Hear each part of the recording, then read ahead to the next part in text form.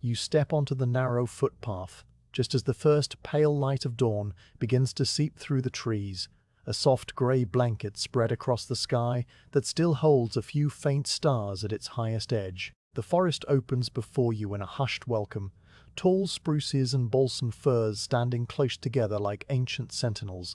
their dark bottle brush needles holding the last of the night's coolness against their bark. Around the base of each trunk, a gentle mist lingers, not thick enough to hide the way, but enough to soften every outline so that the world feels wrapped in a quiet, suspended breath. The path itself is little more than a depression in the moss, a thread of darker green winding away between the trunks, and your boot sinks slightly into its damp surface, each step met by a resilient give that springs back after you pass. The air is cool and heavy with moisture, thick with a blend of wet earth, decaying wood, and the sharp, unmistakable scent of cedar resin drifting from somewhere deeper in the woods. You draw a slow breath, and the fragrance settles deeply, distinct and clean, like a memory of something ancient and still. Overhead, a nuthatch calls somewhere in the canopy, its soft nasal note yank repeating twice before fading, and then the forest returns to its profound silence.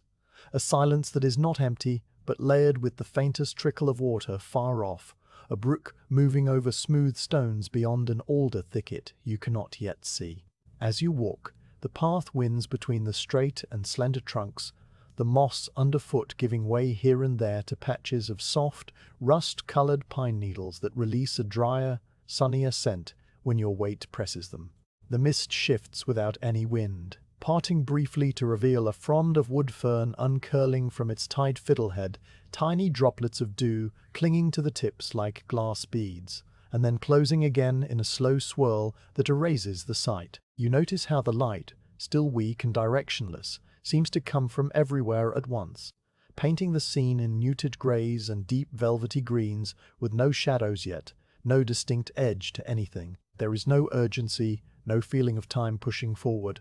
The morning holds you in a quiet pause, and your own movements slow to match its rhythm, your walking becoming a gentle, unhurried wandering rather than a journey with a destination. To your left, a fallen spruce lies half-buried under a blanket of emerald moss, so thick it has become a tiny landscape of its own. Small mushrooms with pale caps pushing up through the green, their stems fragile and translucent. You pause for a moment, not to rest, but simply to look, and the forest seems to pause with you, the birdsong falling silent, the brook's voice softening until it is almost an imagined thing. Then a chickadee flits across the path ahead, a tiny grey bird with a black cap and a white cheek, and it lands on a fir branch that dips slightly under its negligible weight before springing back. The bird lets out a rapid series of high, clear notes that sound like the tapping of tiny pebbles, and the sound is so clean and perfect that it seems to hang in the mist for a heartbeat before dissolving. The path dips gradually, leading you down a gentle incline into what becomes a shallow, sunken clearing, a natural bowl in the forest floor where the ground has settled over centuries. Here the trees step back slightly, giving space to a more open area where the sky becomes visible as a wide, pale wash above the treetops, its color shifting now from gray to a very faint, buttery gold at the horizon. A few last ribbons of mist are thinning and lifting, revealing the outline of the clearing in full, a soft oval of moss and low ferns ringed by dark spruces, its center dominated by an old stump whose surface has been worn smooth and flat from long use as a workstation. Leaning against that stump is the froe, and beside it on the ground rests the mallet, both waiting with a patient stillness that feels almost like a presence. You step fully into the clearing, and the moss here is deeper, softer underfoot, absorbing each footfall so thoroughly that your movements become silent. The stump itself is massive, the remains of a great pine perhaps, cut long ago by axe and saw. Its top is nearly level with your waist, and the growth rings are still faintly visible under a dark stain of old sap and weather. Against it, the froe's iron blade catches the diffuse morning light with a dull, dark gleam, the metal heavy and thick, shaped like a sturdy knife, but with a deep eye at one end where a turned hickory handle rises upright. The blade is blackened by age and use, yet its bevel shows a fine silver line where it was recently sharpened, and the edge feels cool and crisp if you were to touch it. The handle is smooth, worn to a golden brown patina where countless hands have gripped it. Its grain a pattern of fine parallel lines that swirl faintly around a curve, and it fits the natural hollow of a palm so perfectly that just looking at it invites the hand to close around it. On the ground beside the stump lies the mallet, a block of sugar maple cut from a thick branch perhaps, its short handle extending from the head in a single solid piece. The striking face is compacted wood, the fibers pressed together by countless blows into a slight convex curve that reflects the light differently than the rest, almost polished, and the color there is a deeper amber. The handle shows darker streaks following the grain, and its end is rounded over, thumb-sized and smooth. Both tools are flecked here and there with tiny bits of reddish cedar dust, evidence of a task begun and then set aside, and a folded cloth, dark with oil, drapes over one edge of the stump, sending up the faintest metallic tang when the air stirs. Nearby, a wooden pail made of dark staves bound with iron hoops holds water so still it reflects the pale sky like a shard of mirror, and a dipper of turned maple floats silently on the surface. You notice how the reflected sky in the water seems deeper than the real one above, a tiny upside-down world of perfect blue and grey, until a single needle from an overhanging fir drops onto the surface, sending out a ring of slow, silent ripples that reach the rim and vanish. The sound of the brook is closer now, the steady, low murmur that runs beneath everything, and you can see it through the alders to the left of the clearing, a narrow ribbon of black water sliding over mossy stones, small and unhurried, its surface occasionally catching a gleam of the rising sun. The scent of cedar that has been with you since the path now strengthens here, and your eye is drawn to the far side of the clearing where a long windfall log lies half covered by a scattering of shed needles and tiny cones. This is the cedar, a great trunk of Atlantic white cedar, its bark grey and weather-roughened where it has lain exposed, in places peeling back in long, fibrous strips. The log has already been sawn into manageable bolt lengths, each perhaps 2 feet long, arrayed in a row like loaves of dark bread. Their sawn ends glow a warm reddish-brown, the heartwood ringed with close, even lines that speak of centuries of slow growth, and the pale sapwood near the bark shows a contrasting cream color. Tiny beads of sap, clear and golden as honey, dot the cut surfaces and glisten in the strengthening light. The air just above the bolts seems to shimmer with their concentrated fragrance, a sweet, resinous perfume that fills the clearing and mingles with the damp earth and the subtle smokiness of old wood. You cross the clearing slowly, and the moss receives each step with the same soft indifference, rising again behind you as if you had never passed. At the stump, you pause and look down at the froe once more, its handle aligned just so, the iron blade resting at the ready. The morning light has grown a little brighter, turning the mist into a memory, and now you can see fine details, the small pits and scratches on the blade's dark surface where it met tough knots, the way the hickory handle swells slightly where it enters the eye, the single drop of water still clinging to the mallet's face from an overnight dew. A red squirrel chatters once from a high spruce branch somewhere behind you, a brief scolding burst of sound, and then it falls silent.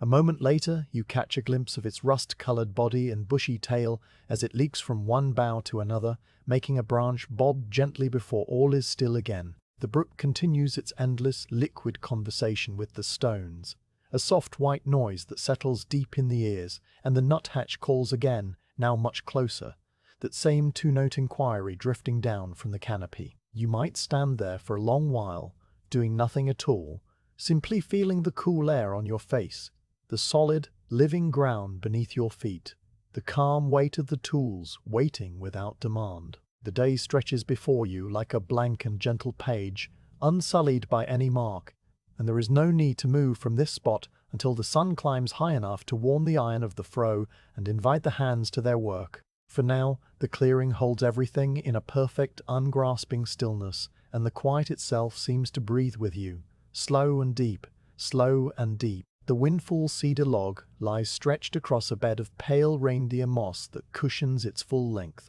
the moss so thick and soft that the trunk seems almost to float upon it, its weight making only a shallow depression in that silvery green carpet. You step closer across the clearing floor, and the ground continues its quiet acceptance of your presence. The moss here springier than elsewhere, dense with tiny branching structures that look like miniature antlers under a thin dew. The log itself is immense, a once tall Atlantic white cedar that came down in some forgotten storm years ago. Its root mass now a tangled sculpture of dried earth and broken fibers at the far end. But the main trunk is what draws your eye, straight as a plumb line and largely clear of branches for much of its length. The wood still sound and fragrant despite its time on the forest floor. The bark on the upper side, the side that has faced the weather, is grey and rough, deeply furrowed in long vertical ridges that run parallel to the grain beneath. Some of the furrows wide enough to slip a finger into, their edges softened by the slow erosion of rain and frost, and in places the outermost layer has peeled back in fibrous strips that curl away from the trunk like old parchment, their undersides a warm cinnamon color where they are still attached. Touching this bark, you would find it dry and slightly spongy under pressure, pliable rather than brittle, and it gives off a faint dusty scent when disturbed, a smell of age and sun, and tiny particles of lichen. Scattered across its surface are patches of pale green-grey lichen themselves, some in flat rosettes with lobed edges, others mere specks that dust the bark like a fine powder, all of them anchored patiently into the rough texture, living their slow lives without troubling the wood beneath. The underside of the log, where it rests against the moss, is a different world entirely, hidden from the sun and the drying wind. A place of perpetual shade and moisture that you can only glimpse by crouching low and peering into the narrow space where the curve of the trunk meets the ground. Here the bark is darker, almost black in the deepest shadows, and it peels away in damp heavy sheets that reveal the inner bark, a layer of rich reddish-brown shot through with fine, paler streaks that radiate around the circumference, like the grain in polished leather. That inner bark is smooth to the eye, dense and compact, and the color is warm and deep, the unmistakable hue of cedar heartwood, beginning its slow transformation from living tissue to durable timber, still holding a faint sheen of moisture that catches the thinnest light and gleams with a muted, almost velvety softness. Where a piece of the outer bark has fallen away entirely, lying now as a curled scrap on the moss beside the log, the exposed inner surface tells the story of the tree's growth in invisible rings, so fine and close together they appear as a single continuum of warm brown, a record of patient decades inscribed in silence. The tree that once stood in some wet hollow, its roots drinking from the same brook you hear, beyond the alders, grew slowly, each year adding only a thin layer of new wood, and that slowness is what gives the cedar its straightness, its fine grain, its willingness to split cleanly along the lines laid down by centuries of still, deliberate life. You might run a finger along the patch of bare inner bark and find it cool, barely above the temperature of the surrounding air, and smooth except for the tiniest undulations where one growth ring swells gently into the next, a surface almost waxy to the touch from the resin that saturates every fiber. Already the log has been sawn into bolt lengths, the work of an earlier hand whose tool marks are still visible as faint, regular scratch marks on the cut faces, and these sections lie in a row parallel to the main trunk, each a cylinder of wood roughly 2 feet long, their ends facing upward and outward toward the clearing like a series of wooden medallions arranged for inspection. Counting them would take a moment, perhaps 8 or 9 bolts in total, some still attached to each other by a thin bridge of sapwood where the saw did not quite finish its cut. Those connections, fragile and ready to snap with the slightest pressure,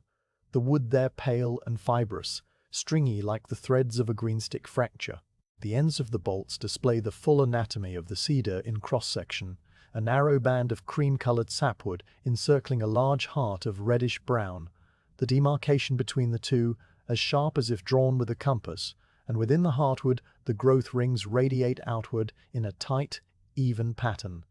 not perfectly round but flexed slightly to accommodate some ancient branch stub or a season of uneven growth. Those irregularities only making the pattern more intricate and bizarre. As the thin morning light strengthens, the sun just now clearing the tops of the spruces at the eastern edge of the clearing, the cut faces of the bolts begin to reveal their hidden treasure. Tiny beads of sap appear along the grain lines, catching the light and transforming into drops of pure amber, some as small as pinheads, others large enough to hold their own tiny reflection of the sky. They are not static. Slowly, almost imperceptibly, they swell as the wood warms, the resin liquefying from its crystalline overnight state, and a few droplets have elongated into teardrop shapes that hang from the sharp rim of the cut, before falling with a soft, soundless touch onto the moss below. The fragrance that rises from these glistening beads is sharper now, more concentrated, a clean and penetrating sweetness that fills the nostrils and then seems to sink deeper into the throat and chest. A scent that speaks of old forests and shaded streams, of wood that resists rot and insects for generations, of something enduring and pure. You might bend close to one of the bolt ends and see your own face reflected, distorted, in the curve of a larger sap droplet. A miniature you in a tiny amber world, the image wavering slightly as your breath warms the air just above it. The sap itself is sticky to a probing fingertip, clinging at first and then releasing slowly with a faint tug, leaving behind a thin film that hardens quickly into a clear, glossy spot, smelling of cedar for hours afterward. Some of the bolts show larger resin pockets, elongated amber seams, along the grain where the tree's own healing process sealed off a wound, and these glisten with a deeper, almost orange light, as if a shard of sunset had been captured inside the wood. The surface of the cut ends, aside from the sap, is remarkably smooth under close inspection, the saw having been sharp and well guided, and the end grain presents a topography of subtle texture. The lighter sapwood feels distinctly softer, its open pores absorbing moisture and light in a way that makes it appear almost chalky against the dense, closed grain of the heartwood. And where the growth rings transition from springwood to summerwood, there is a visible step, a faint ridge that catches the edge of a fingernail drawn across it. These ridges form concentric circles that radiate outward from the pith, a tiny dark dot at the very center of each bolt, often off-center as the tree leans slightly toward the light in its youth, and from that center, faint medullary rays, invisible except when the light strikes at a low angle, shimmer across the rings like the ghost lines of a spider's web, a feature of cedar that the shingler knows will help guide the froe to clean, even splits. Around the bolted sections, the reindeer moss continues its quiet occupation, a thick, spongy blanket of palest silver green, its interlocking branches so dense that it obscures any sign of the soil beneath, though here and there a single stem of some tiny flowering plant, a wood sorrel perhaps, pushes through with its 3 heart-shaped leaves, adding a note of brighter green to the muted palette. The moss itself, when you press a palm against it, yields slowly with a slight crunch, then springs back part way, leaving a handprint that fades over a minute or two as the tiny stems regain their shape. A slow, silent movement that seems the very definition of patience. The air just above the moss is cool, undisturbed, and carries a faint peaty scent from the accumulation of decades of shed needles and decomposed bark, a deep, earthy foundation beneath the sharper note of the cedar. The log and its sawn sections occupy the northern side of the clearing, where the spruces cast their longest shadows, and even now, with the sun climbing, this spot remains in a soft, diffuse shade that emphasizes the richness of every color, the deep reddish-brown of the heartwood, the pale cream of the sapwood, the silvery gray of the bark, the soft green of the moss. A few fallen spruce cones lie scattered nearby, their scales spread open from drying, each one a miniature wooden flower that has released its seeds long ago, and a single bracket fungus, shaped like a half-saucer and banded in concentric shades of brown and cream, clings to the underside of the log where the moisture is constant, its presence a quiet sign of the slow transformation already underway. The return of the cedar to the soil from which it grew, though that process will take many more decades yet. From somewhere behind you in the clearing, the red squirrel scratches at a fir trunk, a rapid scrabbling of tiny claws, and the sound carries clearly in the still air, a brief punctuation that only deepens the quiet when it stops. A breeze that is barely a breeze, a mere shift of air pressure, passes through the spruces at the edge of the clearing, and their needles whisper together in a sound like the softest exhalation, a susurrus that rises and falls and then subsides into silence once more. The brook's voice continues unbroken, threading through the quiet as a constant gentle murmur, and high overhead, beyond the visible canopy, the sky is brightening to a pale, clear blue without a single cloud. A sky that promises a warm afternoon but holds no urgency, no demand to move from this slow contemplation of the cedar log and its patient transformation into bolts of fragrant, splittable wood. You notice how the light shifts slightly as minutes pass, the sun's angle changing imperceptibly, so that a single beam, filtered through a gap in the needles, now touches the end of one bolt directly, causing the sap to glow with sudden brilliance, a tiny beacon of liquid gold in the shaded spot. That beam picks out the faintest dusting of cedar particles on the bark beside the bolt, the fine orange powder left by the saw's teeth, each grain a fragment of heartwood that still holds its scent, and the powder sparkles for a moment before the light shifts on and the glow fades, leaving the bolt as it was, still and patient, waiting without awareness for the froe to be lifted from its rest against the stump. The log's position, raised slightly on the moss at one end and dipping gently toward the ground at the other, has kept most of its length clear of damp rot. A fortunate orientation that means the wood is entirely sound, every inch of it usable, the grain intact from end to end, and a shingler looking at this log would feel a quiet satisfaction, a sense that the forest has offered up exactly what was needed. The straightness of the grain is evident not only in the cut ends, but also in the way the bark fissures follow true vertical lines, how the branches that once grew from this trunk were small and widely spaced, leaving long, clear runs of knot-free wood, and how the pith at the center of each bolt runs unswervingly through the heartwood like a dark thread, a natural line of weakness along which the froe's blade will travel with ease. As the morning continues its slow, silent unfolding, the mist that clung to the lower branches of the spruces has entirely vanished, evaporated into the warming air, and the clearing now stands revealed in its modest entirety. The stump and tools at its center, the pail of water reflecting a patch of blue, the row of bolts beside the great log, and the surrounding wall of dark evergreens that enclose this small, quiet theatre of wood and moss. A single chickadee flits down to the very log you have been examining, landing on the curved bark with a tiny, soundless touch, its black-capped head turning this way and that, its bright eye catching yours for a heartbeat before it flies off toward the brook. And the log remains as if nothing had happened. Which is, of course, the truth. You might stand there for a long while yet, letting your eyes wander over the same details until they become as familiar as an old room, the rough grey bark, the curling strips, the reddish inner layer, the creamy sapwood, the warm heartwood, the glassy beads of resin, the faint shine of the medullary rays, the soft grey-green moss beneath it all, holding the cedar gently, silently, without any sense of waiting for you to do something, simply being there, being before mich instruptires. You cross the clearing to the old stump where the froe leans, with a patience that seems part of the wood itself, the iron blade resting its dark weight against the weathered pine, while the hickory handle rises upright, its smooth surface catching the soft light that now fills the clearing. You stand for a moment doing nothing, your hands loose at your sides, letting your eyes travel over the tool as if seeing it for the first time. And the morning quiet settles around you like a held breath. The brook, a distant murmur, the spruces motionless. The froe is an object of simple purpose, its form unchanged for generations, and yet in this stillness it holds a kind of beauty, a harmony of iron and wood shaped entirely by the work it has done. The blade itself draws your attention first, a heavy slab of iron nearly 2 handspans in length, its back thick and squared off, the metal there dark grey with a faint bloom of darker oxidation that looks like the patina on an old bell. As your eyes move downward toward the cutting edge, the thickness tapers gradually,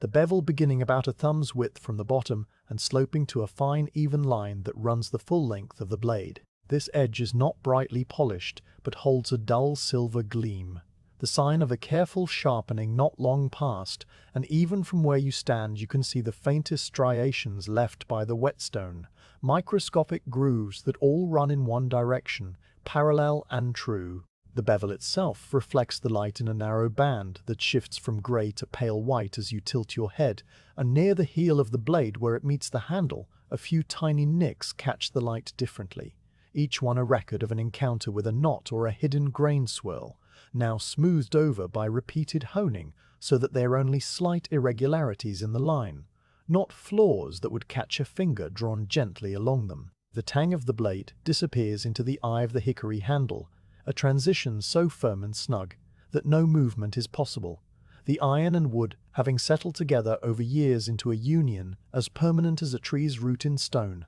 Where the tang enters the handle, you notice a thin iron collar, a ferrule of sorts, hammered into place to prevent splitting, its surface somewhat rougher than the blade, showing the small facets left by a smith's hammer, each facet catching the light at a slightly different angle, so that the collar seems to shimmer with a dozen tiny highlights. A small wedge of darker metal, perhaps a bit of steel, has been driven into the top of the handle where it protrudes through the eye, spreading the wood just enough to lock everything tight, and the top of that wedge is peened over into a small, flattened mushroom shape that shines with the polish of countless palms brushing against it during use. The hickory handle rises from the blade in a gentle curve, its shape turned on a lathe long ago, yet now so worn and handled that the original tool marks have completely disappeared, replaced by a surface that is uniformly smooth, almost silken, the wood's natural grain raised slightly, so that it feels like very fine sandpaper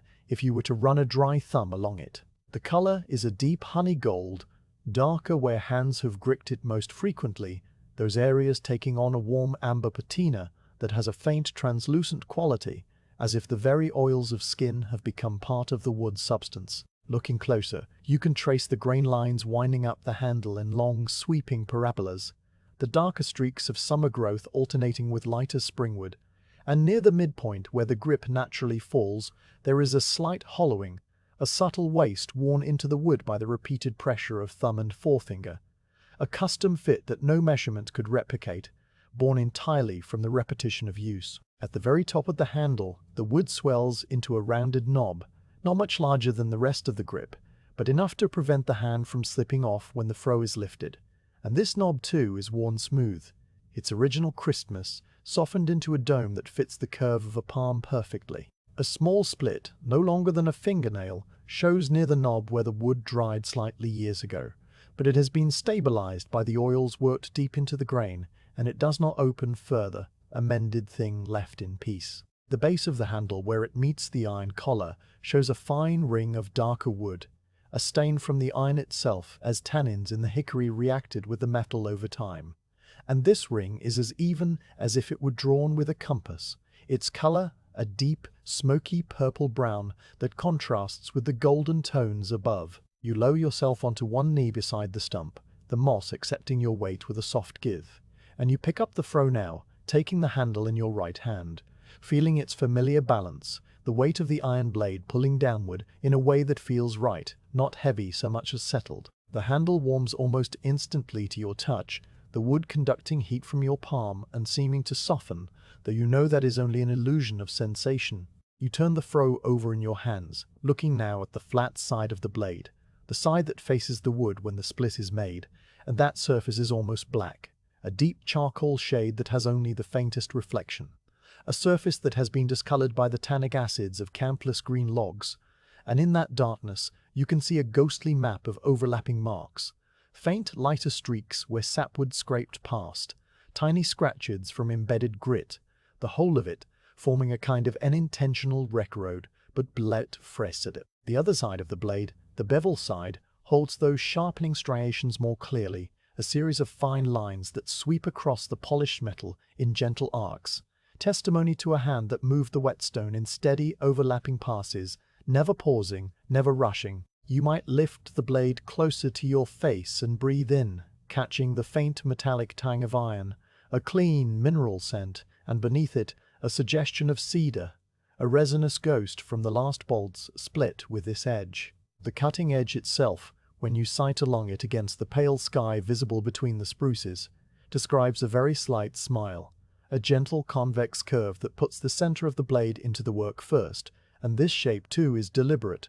a profile that encourages the split to run ahead of the blade rather than alongside it, requiring less force and giving more control. Having inspected the froe to your satisfaction, you set it down carefully across your thighs, the blade resting on the weave of your trousers, and you reach for the mallet where it lies beside the stump. The mallet is a solid block of sugar maple, its grain dense and interlocked, giving it a weight disproportionate to its size, and as you lift it, You feel that compact heaviness settle into your palm, the kind of weight that carries momentum without requiring effort, the kind of weight that will do most of the work when it meets the back of the froe. The head of the mallet is almost cylindrical, but slightly flattened on two opposing sides, making it easier to grip when you need to adjust your hold, and the striking face is a perfect oval. The surface not flat but slightly crowned, a gentle dome that has been formed not by carving, but by the cumulative effect of thousands upon thousands of impacts. You look closely at that striking face and see how the wood fibers have been compressed into a dense, almost horn-like surface, the grain lines visible still, but packed tightly together, the color a deeper amber than the rest of the head, with a polished sheen that reflects the light in a small, concentrated spot. Tiny checks radiate from the center of the face, fine cracks that follow the medullary rays of the maple, but they are only surface deep, the natural response of end-grain wood to repeated blows, and they have been burnished over by continued use so that they do not catch on a probing fingertip. The rim of the striking face shows slight mushrooming, a gentle outward roll of the wood at the very edge where the impact has spread the fibers, and this rim is lighter in color, still showing the original pale cream of the maple beneath a thin varnish of oxidized wood. The body of the mallet head tapers back from the striking face to a narrower waist where the handle enters, the shape reminiscent of a large wooden pestle, and the sides show the same handling patina as the froe's grip. A honeyed darkness where palms have wrapped around it again and again. The handle itself is short, only long enough for one hand to grip comfortably, and it is made from the same piece of maple as the head, turned and shaped so that the grain runs continuously from one end to the other, an unbroken line of strength. You notice how the handle swells slightly at its very end into a small, rounded pommel, just enough to anchor the little finger and keep the tool from flying from the hand, and that pommel too is dark from contact, its surface slightly tacky with old, dried sweat and the faint residue of cedar dust embedded in the wood's pores. Turning the mallet over, you see the other end of the head, the face opposite the striking face, and it is relatively unmarked, still showing the original tool marks from the lathe, faint concentric rings that were never sanded away because this end rarely, if ever, meets the iron. A small knot, tight and sound, interrupts the grain on one side of the head,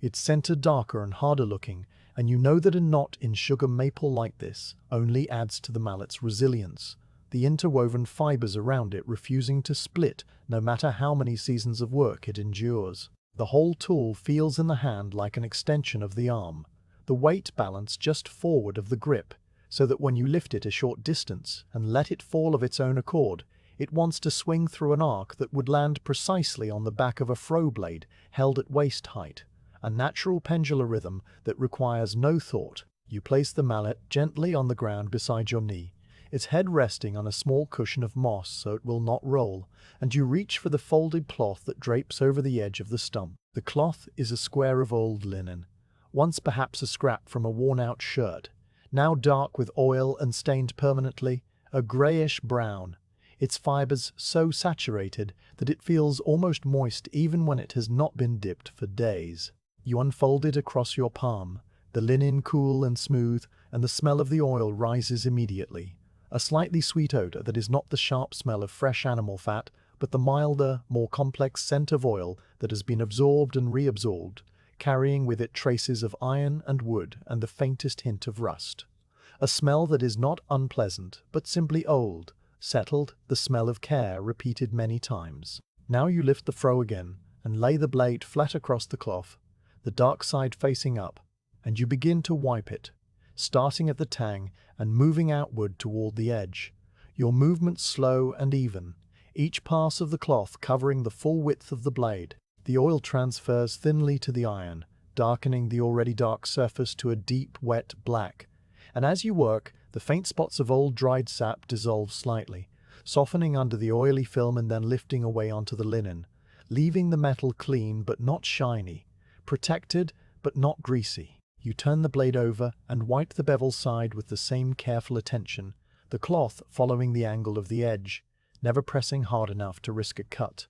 the oil pooling briefly in the fine striations of the sharpening marks and then being wiped away, leaving only the thinnest protective layer behind. The tang and the collar receive their share, the oil darkening the hammered facets of the iron ferrule and settling into the tiny gap between metal and wood where it will work its slow, preservative chemistry, preventing moisture from seeping in and rusting the tang within the handle's eye. When the blade is thoroughly white, you fold the cloth in half, the oily side now inside, and set it back on the stump, and you pick up the whetstone from its own small resting place, a depression in the stump's surface that has been worn to match the stone's shape. The whetstone is a flat rectangular slip of fine sandstone, grey with dark speckles, its surface worn concave in the center where the blade has passed over it countless times, the hollow forming a gentle, even dish that fits the curve of the froe's bevel. You hold the stone in your left hand,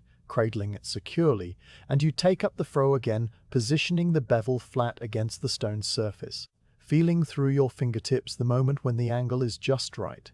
the whole bevel making contact along its entire length. You begin to move the stone along the edge, sliding it from heel to toe in one long, unhurried stroke, and the sound it makes is a faint metallic whisper, a sound so soft it barely reaches your ears, more a felt thing than a heard thing, a sensation of fine particles being drawn across hardened iron. At the end of the stroke, you lift the stone slightly, return it to the starting position, and make another pass, this one overlapping the first by half its width. The motion as steady as breathing. You turn the froe over and repeat the process on the flat side, just a few strokes to remove the invisible burr that the bevel sharpening raised,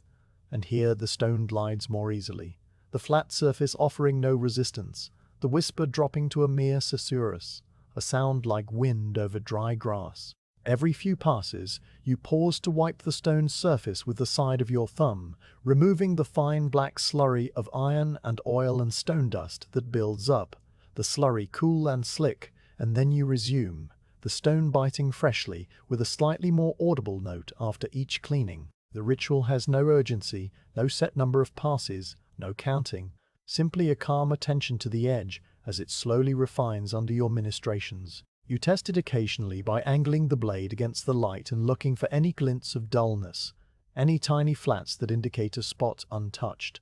And when you find one, you give it extra attention, drawing the stone over that section with a slightly slower, more deliberate stroke, the whisper changing pitch just a hair as the stone meets unsharpened metal, then falling back to its usual soft tone once the edge is uniform again. The morning has warmed slightly while you work, the sun now fully above the spruces and painting the clearing in long bands of pale gold that fall across the stump, the froe, your hands, warming the iron so that it no longer feels cool to the touch, and the oil on the blade releases a slightly stronger scent as the metal warms, a smell that mingles with the cedar from the bolts and the ever-present damp earth, creating an atmosphere of quiet industry that asks for nothing more. When you are satisfied with the edge, you wipe the blade one last time with the oily rag, removing any lingering stone dust, and you hold the froe up once more, sighting along the edge against the clear blue sky, and it gleams with a flawless, hair-fine line of silver, as keen as it was the day it left the forge, perhaps keener. You set the froe down on the stump, its blade overhanging the edge so the fresh edge touches nothing, and you set the whetstone back in its worn nest, its surface now slightly wet with oil and gleaming in the sun. The mallet waits beside your knee, the froe waits on the stump, the cedar bolts wait across the clearing, and you sit for a moment in the quiet that follows the work, a quiet that seems richer now, deeper, the forest a vast and silent witness to this small, careful preparation, and nothing needs to happen next. Not yet, not until the stillness itself releases you. You rise from the stump and carry the froe across the clearing to where the row of cedar bolts lies waiting, the mallet hanging from your other hand, with its weight pulling down in a steady, reassuring way. The moss compresses under your steps and then rises again behind you, erasing your path as you move, and the morning sunlight, now fully established, dapples the ground ahead with patches of warmth that shift and shimmer whenever a high branch stirs. You stop before the first bolt in the row, the one nearest the root end of the windfall log, and you lower yourself to one knee beside it, the froe blade resting its flat side against the moss as you settle, the mallet set down within easy reach on a tuft of dry needles. The bolt is a solid cylinder of cedar, its sawn end facing you, the grain pattern holding your eye as it always does. Concentric rings radiating from the small dark pith, medullary rays glinting faintly when you tilt your head. The surface a map of the tree's whole quiet century. You look more closely now at the end grain, searching for the place where the first split will begin, and your eyes travel along the rings, noting how they are not perfectly circular, but slightly oval. How the darker bands of late wood are thinner than the paler early wood, how the pith sits just below the true center, as if the young tree once leaned toward the brook seeking light. And then you find it, a subtle hairline crack that runs from the pith outward along a prominent medullary ray. A natural line of weakness that has opened as the wood dried slightly at its cut end, invisible except under this careful scrutiny. A dark thread no thicker than a horsehair that travels straight toward the sapwood rim. This crack is a gift, a starting point placed by the wood itself, and you know from long experience that aligning the froe with this line will guide the split cleanly along the grain, deeper into the bolt, following the path the tree laid down decades before the storm had felled it. You lift the froe and hold its blade vertically before the bolt end, the edge parallel to that hairline fracture, and you shift your grip on the handle until the blade's center aligns precisely with the dark thread, the iron hovering just above the wood, without yet touching. The morning air round you is perfectly still, the brook's distant murmur a constant, the spruces dark and silent. A nuthatch calls twice from the canopy and then stops, as if the forest itself is holding its breath to watch. You lower the froe the final fraction of an inch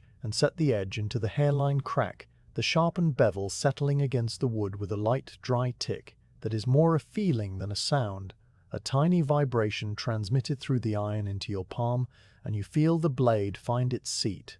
the way the crack's edges part microscopically to accept the wedge of metal. Your left hand wraps around the froe's handle, the hickory warm and familiar, the worn hollow fitting the curve of your thumb and forefinger exactly, and you steady the tool so it stands upright on its own, balanced atop the bolt, the blade's flat side facing the greater mass of the wood. You release your grip momentarily and the froe remains, its heavy iron head holding it in place, and you reach for the mallet, lifting it by its short handle, feeling the dense maple weight shift into your palm. Your right hand closes around the mallet's grip. The same motion as always, the handle swell filling your palm, the little finger hoken around the rounded pommel, and you raise the mallet a short distance, no more than the height of your ear, the movement coming from the elbow rather than the shoulder. A small, controlled lift that requires almost no thought. The first tap is a deliberate thing, a brief meeting of maple and iron that produces a soft, low thunk, a sound that seems barely to travel beyond the clearing, absorbed by the moss and the close-ranked trunks, and you feel the froe's blade sink just perceptibly into the crack, the iron transmitting a faint change in resistance as the wood opens to it. There is no shock. No jarring, only a smooth transfer of energy that moves from your hand through the mallet head into the froe and then into the cedar, and the bolt accepts it with a slight, silent widening of the dark line at its end. The crack now visibly deeper, the blade embedded perhaps a quarter of an inch. You lift the mallet again and bring it down a second time with the same measured pace. Another soft thunk, and the blade settles further, the iron now fully buried in the first few rings of heartwood, the hickory handle leaning slightly toward the greater mass of the bolt as the split begins its journey along the medullary ray. A third tap follows, and then a fourth, each blow identical in force, yet each producing a subtly different note as the blade encounters variations in density, a slightly harder ring of summer wood, a softer band of spring wood, the sound rising and falling in pitch by mere fractions of a tone, a quiet percussion that seems more like conversation than force. You pause after the sixth tap and shift your left hand on the froe's handle, adjusting the angle by a hair to keep the blade traveling true, and you notice how the crack at the bolt's end has now extended outward into the sapwood,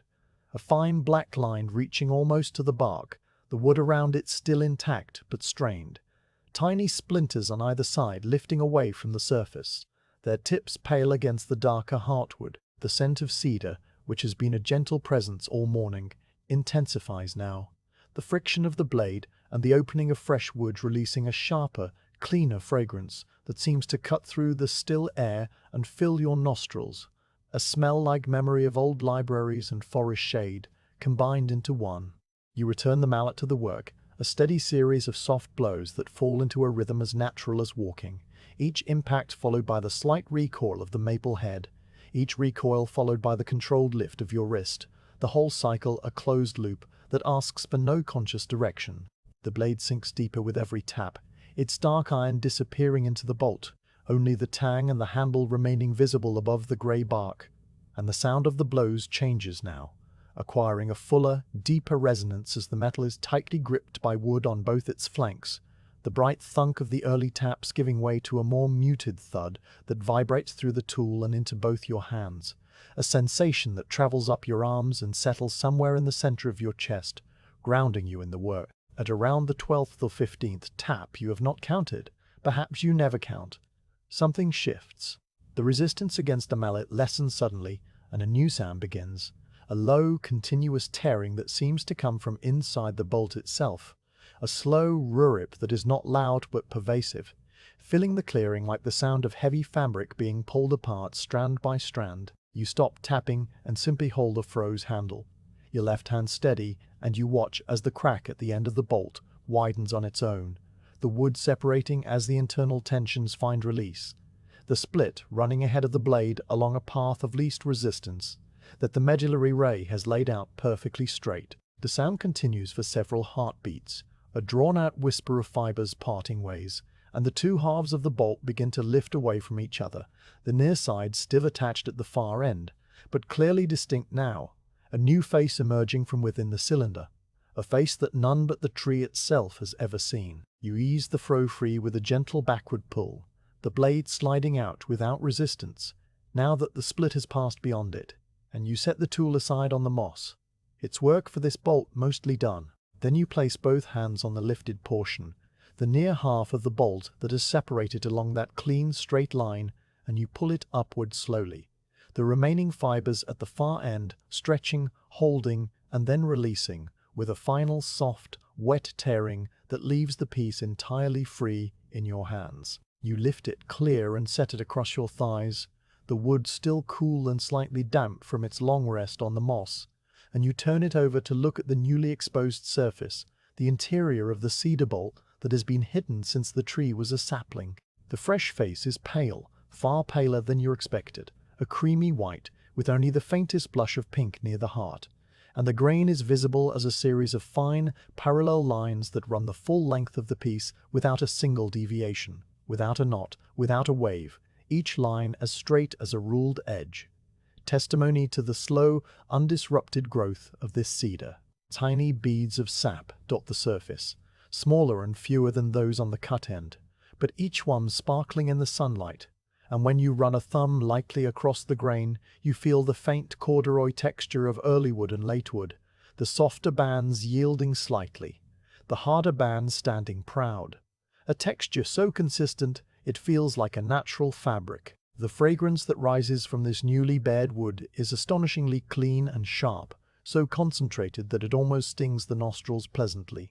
A scent that speaks of purity and durability, of shingles that will shed rain for decades, of wood that insects and decay cannot touch. You place the split piece, this rough shingle bolt, onto a growing pile beside the stump, its fresh face turned upward to begin its slow seasoning in the sun, and you turn back to the remaining half of the bolt still lying on the moss, its own fresh face now exposed to the air, a mirror image of the piece you just removed. The tool marks from the froe are visible as a faint burnishing along the very top of the split, a few iron dark smudges where the blade pressed hardest, and you can see exactly where the medullary ray guided the split, a line of slightly darker wood that runs from the pith outward to the sapwood rim, its surface a touch glossier than the surrounding early wood, reflecting the light at a slightly different angle. You lift this remaining half and turn it, and you decide whether it is thick enough to split again, whether it will yield another clean piece. Its thickness is just right, and you set its end against the moss and prepare to work the froe once more, the blade finding a new starting point along that same medullary ray, the process repeating with the same gentle patience, the same slow unfolding, the mallet rising and falling like a heartbeat in the forest, quiet. The morning moves on in this way, the pile of split bolts growing incrementally, each piece a rough triangle or a flat slab depending on where the split ran relative to the pith. Some with a strip of grey bark still clinging to the curved outer edge, others entirely clean, all of them releasing their combined fragrance into the clearing, until the air itself seems to be made of cedar. Until every breath you draw tastes faintly sweet and resinous on the tongue. You work without haste, pausing frequently to adjust the froe's angle, to wipe the blade with the oily rag when sap begins to build up, to listen to the forest sounds that drift in and out of awareness. The brook, the chickadees, the occasional rustle of a squirrel in the underbrush, a distant crow calling once, and then falling silent, as if the effort was too great. The sun climbs to its zenith and begins its slow descent unseen, the shadows shortening and then imperceptibly lengthening, and you simply continue, each bolt offering itself to the froe, each split a small and perfect event, each piece lifted and stacked with the same unhurried care, until the row of bolts is gone and the pile beside the stump stands chest high, a monument to a day spent in the quiet rhythm of cedar and iron, and the simple, calming work of the shingler in his forest clearing. The rhythm settles into your body without any decision, as naturally as breath finds its own pace during sleep, and before long, you are no longer thinking about the froe, or the mallet, or the cedar bolt in front of you. The sequence has become a closed loop that requires no attention, a gentle cycle that turns on its own once set in motion, and your mind, freed from the need to direct each movement, drifts into a calm and agreeable emptiness. You kneel beside the next bolt, the froe already in your left hand, with the blade resting on the moss, and you lift it into place, aligning the edge with the faint radial crack that always seems to be there, waiting, a dark thread that marks the path of least resistance. The mallet rises and falls with the same slow pendular motion, the maple head meeting iron with a soft, dull thud that has become as familiar as your own heartbeat, and each impact drives the blade a little deeper, the wood opening ahead of it in a long, silent yielding that you feel through the handle more than you hear. The slight twist of the wrist comes next, an almost imperceptible rotation that you apply just as the blade reaches the depth where the split wants to run ahead on its own. And the twist is not a forceful thing, but a gentle encouragement, a tiny shift of angle that nudges the wood along its natural fracture line, the medullary ray that runs true and straight from pith to bark. As the split travels ahead of the blade with that familiar low tearing sound, you ease the froe free and set it aside, then grasp the loosened piece of cedar, lifting it away from the bolt, the remaining fibers giving way at the far end with a final crisp release, and you turn to place the fresh rough bolt onto the pile that has been growing beside the stump all morning. The piece lands with a soft resonant clack against the others, the sound of wood on wood, and then you turn back to the bolt, repositioning the froe for the next split without a single conscious thought. The transition from one cycle to the next, as smooth as water flowing around a stone. This pattern repeats and repeats, not with mechanical precision, but with the easy consistency of a walker on a long, flat road, each step slightly different, yet all steps part of the same forward motion. You set the froe, you tap it home, you twist, you lift, you stack, and then you begin again. And the time between each beginning is filled only with the quiet sounds of the work and the steady, unhurried pace that your body has chosen for itself. The mallet's weight does most of the work, as it always does, the dense sugar maple head carrying enough momentum that your arm needs only to guide its fall, not to drive it, and your right hand has learned the exact amount of lift required, the exact height above the froe's tang that produces the perfect force, never too much, never too little. Your left hand, gripping the hickory handle, has learned the precise angle to hold the blade so that it follows the grain without wandering, and the muscles of your shoulders and back have settled into a posture that will not tire, a balanced crouch that distributes your weight evenly across both knees. Above the clearing, the sun climbs behind a thin veil of high cloud that has drifted in from the west, a layer of pale grey-white that softens the light without dimming it, turning the shadows on the moss from sharp-edged shapes into diffuse, gentle pools. The temperature, which had risen slightly with the morning, now holds steady at a comfortable coolness. The kind of air that feels neither warm nor cold on the skin. The kind of air that asks nothing of the body, and the high cloud acts like a lid on the day, keeping the heat trapped elsewhere, keeping the breeze away, keeping the clearing in a state of perfect stillness. Without direct sun, the cedar fragrance that rises from each fresh split does not intensify, but remains at a constant level. A clean, sweet presence in the air that you notice only when you pause to wipe the blade, which you do every few bolts, reaching for the oily rag on the stump and drawing it across the iron in a single unhurried stroke. The only variation in this long, steady stretch of work comes from your own body, from the occasional need to shift your stance, to ease a knee that has pressed against the moss for perhaps a little too long, to straighten your back for a moment and feel the vertebrae realign with a faint, satisfying release. You might rise from your crouch after finishing a bolt and stand beside the pile of rough bolts,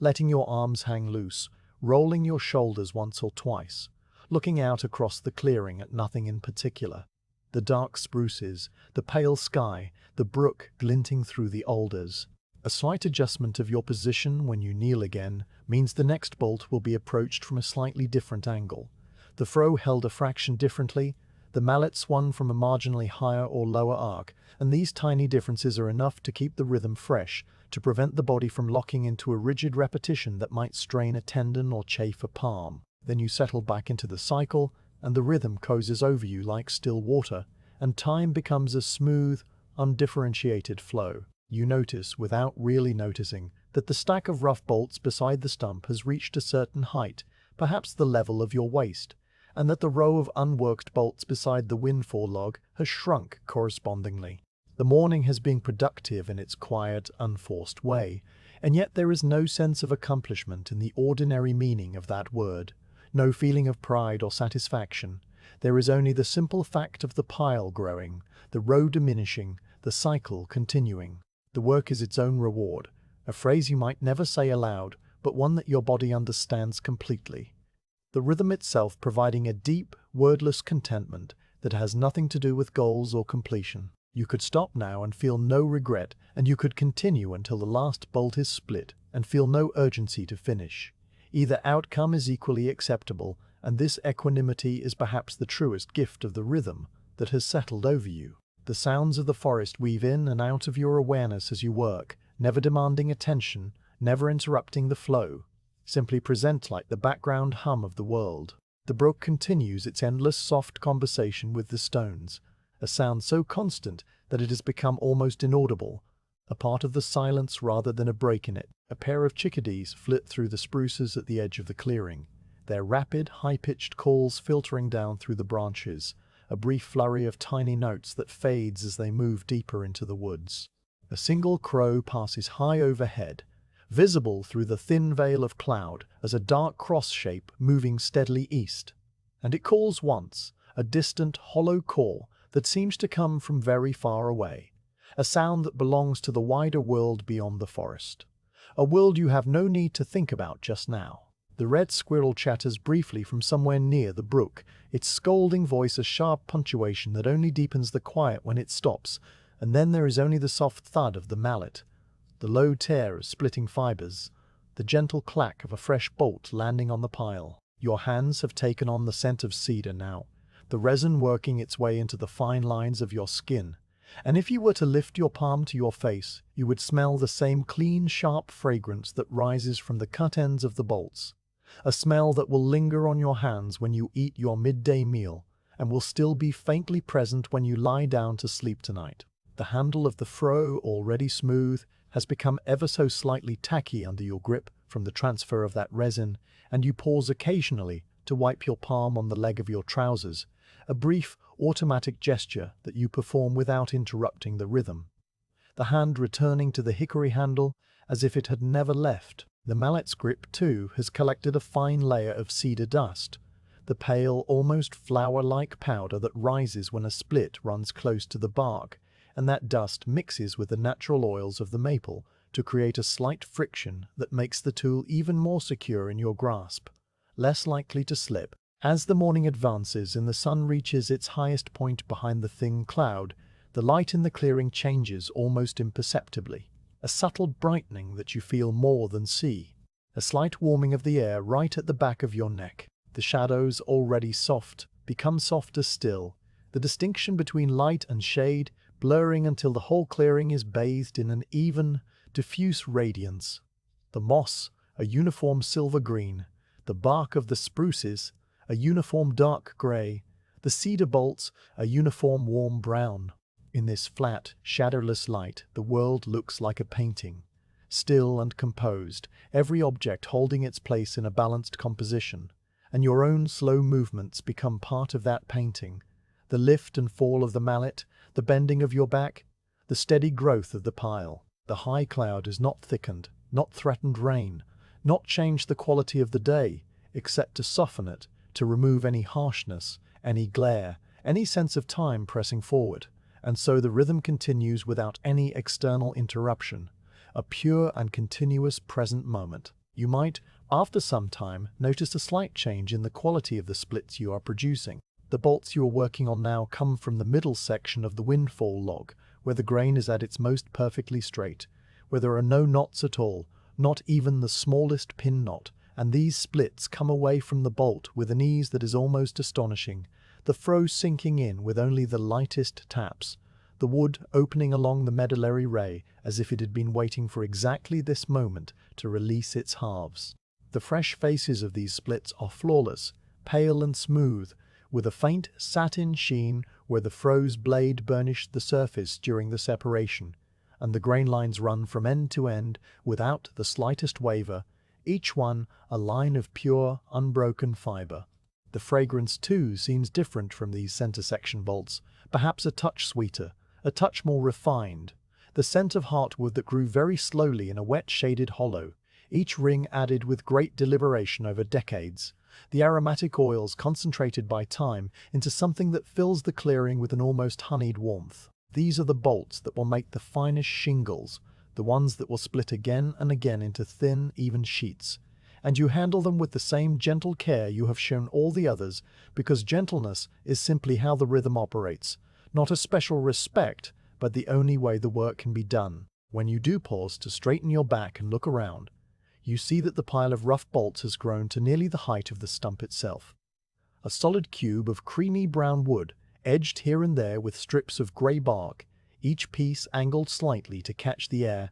and the stack has a pleasing orderliness, despite its roughness, the result of the same unhurried attention that guides the splitting. The row of unworked bolts is now down to the last 2 or 3, the pieces nearest the crown end of the windfall log, where the grain might run into some small knots, and you know that those will require a little more attention, a little more care in placing the froe, but that attention will be given in the same calm spirit, the rhythm adjusting to the wood's needs without breaking. For now you simply continue, the mallet rising and falling, the froe settling into each new crack, the day stretching out ahead of you like a long, slow river that has no destination, only a gentle, endless flow. You straighten your back slowly vertebrae by vertebrae, feeling the gentle pull of muscles that have been held in the same crouch for a long stretch of time,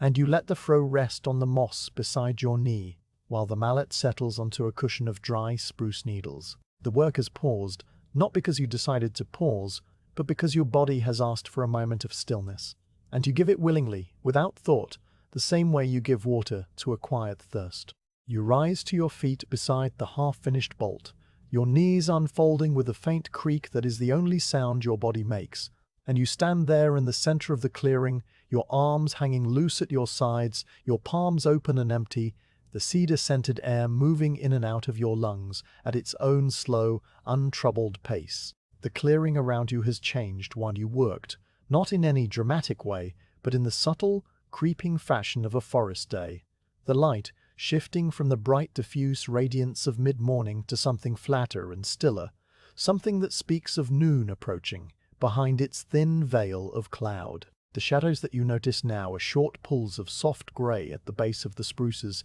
and the moss in the center of the clearing has lost its silver sheen, now appearing a deeper, more muted green under the high, even light. You look up through the gap in the canopy and see that the cloud layer has thinned a little, the sun a pale disk behind it, bright enough to make you squint, but giving off no real heat, and the sky around it is the color of very old linen, faintly yellow at the center and fading to a cool, washed-out gray at the edges. As your eyes adjust to looking upward, you notice a red squirrel on a spruce branch just at the edge of the clearing,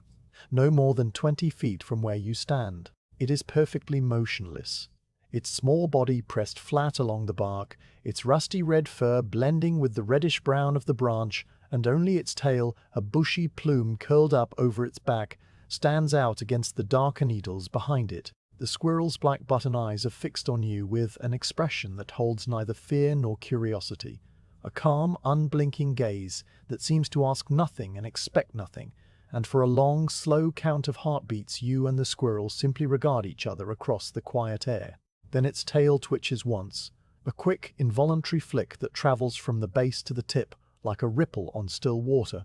and without any other signal, the squirrel turns, scrambles up the branch to the trunk, and disappears around the far side of the spruce, gone as silently as it arrived, leaving the branch bobbing gently in its wake. You watch the branch sway up and down a few times before it stills, and the clearing returns to its drowsy midday emptiness. The brook murmuring on beyond the alders, the chickadees silent now, perhaps dozing themselves in some shaded cranny. The stillness of noon in the forest is a distinct thing, different from the stillness of dawn or dusk, heavier somehow, as if the whole woods have drawn a slow, deep breath and are holding it until the sun passes its peak. No breeze stirs the ferns at the edge of the clearing, and the tall spruces stand so motionless they might be painted on the pale sky, their needles hanging in perfect, suspended quiet. The quiet is not empty but full of the weight of the day, full of the patient growth of moss and the slow rot of fallen logs,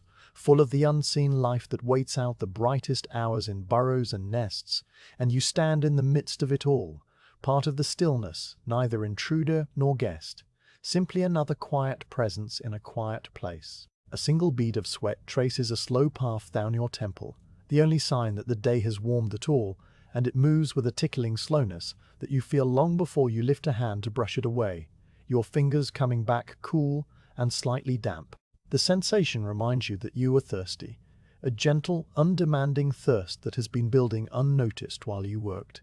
and you turn away from the squirrel's empty branch to look across the clearing at the wooden pail resting beside the stump. It sits where it has sat all morning, a squat cylinder of dark staves bound with iron hoops, the dipper floating on the surface of the water inside, and even from here you can see the faint ring of moisture darkening the wood just above the iron band,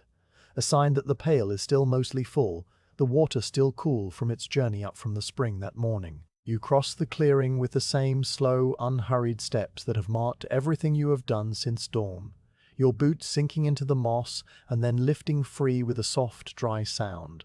And when you reach the stump, you lower yourself onto it, the old pine accepting your weight with a solid, immovable welcome. The stump's surface is warm through the fabric of your trousers, the dark wood having absorbed the morning's thin sun, and you sit there for a moment, your hands resting on your thighs, your breathing deep and even, your eyes wandering over the pile of rough bolts that now stands nearly shoulder-high beside you. The pile is a good thing to look at, an orderly chaos of pale faces and grey bark edges,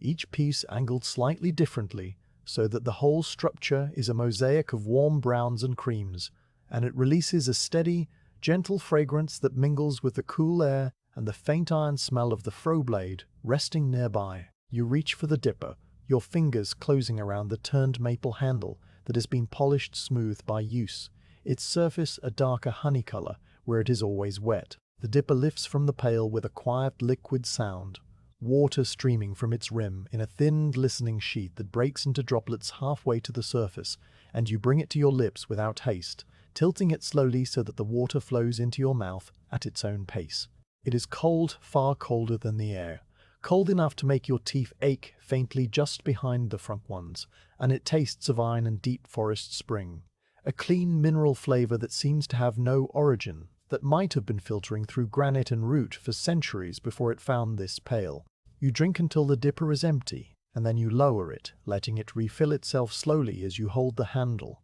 the water rising around the maple bowl with a faint bell-like tone, a single clear note that fades as quickly as it sounded. A second dipperful, you drink more slowly, taking small sips, feeling the cold path of each swallow travel down your throat and settle in your stomach, a sensation that spreads outward through your chest and into your limbs, cooling you from the inside out. When you have finished, you let the dipper float back onto the surface of the water, where it bobs once and then steadies, its handle pointing toward the brook as if drawn by some magnetic sympathy, and you remain seated on the stump, in no hurry to return to the work, in no hurry to do anything at all. The forest around you holds its noon breath, and you hold yours with it. The water a cool, quiet presence in your center.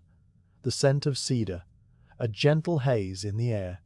The single nuthatch that has begun calling again somewhere far off, the only sound besides the ever-present voice of the brook. You sit and you breathe and you let the midday stillness settle into your bones, and you notice small things that you had not seen while you were working. A single spider thread, no thicker than a hair, stretches between two fronds of a wood fern near the base of the stump, and on it a tiny droplet of water hangs, not fallen but condensed, a perfect sphere that catches the pale light and holds it, a miniature sun trapped in a lens of dew. The thread vibrates faintly in a movement of air too slight for your skin to feel, and the droplet trembles, its surface rippling with microscopic waves, but it does not fall, and after a moment the vibration ceases and the droplet is still again, its captive light glowing steadily. You watch it without any particular thought, simply observing, your mind as still as the droplet, and the moment stretches out, long and calm,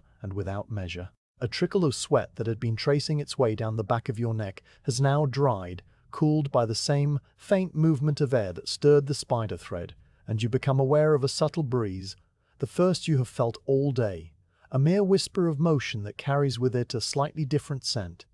a hint of sun-warmed grass from some meadow beyond the forest, a dry, sweet note that contrasts with the damp, resinous air of the clearing. The breeze passes as quickly as it came, the spider thread droops, the droplet slides a fraction of an inch and then holds, and the forest returns to its noon stillness as if nothing had happened, which is, of course, the truth of most things in the woods. After a time that you do not measure, you rise from the stump, your body feeling refreshed and loose, the small stiffness in your knees entirely gone, and you walk back across the clearing to where the half-finished bolt still lies on the moss, the froe waiting beside it, the mallet resting on its bed of needles. You do not hurry, and you do not feel any pull to resume the work. You simply go because going is the next thing, because the rhythm is still there, waiting, a steady current that has not stopped flowing just because you stepped out of it for a while. You kneel again, your knees finding the same depressions in the moss,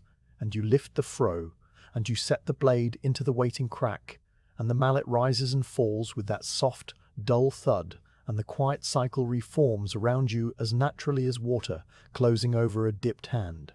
The afternoon will come, and the sun will begin its slow descent behind the spruces, and the shadows will lengthen. But for now, it is still noon in the clearing, still and calm and drowsy, and the only thing that moves is the mallet, rising and falling, like the breathing of the forest itself. The last bolt has been split, its two halves lying on the moss like an opened book, their fresh faces pale and gleaming in the steady afternoon light, and you set the froe aside with the sense of one small part of the work ending and another beginning. The row of unworked cylinders that stretched along the edge of the clearing is now gone, replaced by a scattered assortment of rough slabs and triangles that cover the moss around your kneeling place,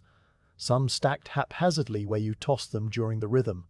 others still lying flat where they fell from the bolt, and the whole area has the look of a task halfway done, the raw material transformed, but not yet ordered. You rise to your feet, your knees pressing into the moss one last time before you straighten them, and you look at the scattered bolts with the same unhurried consideration you have given every part of this day, seeing not a mess but the next quiet chapter of the work, the gathering and the stacking, the slow organization of these fragrant pieces into a shape that will hold them safely through the seasons. You bend and gather the first armload, choosing the pieces nearest to you,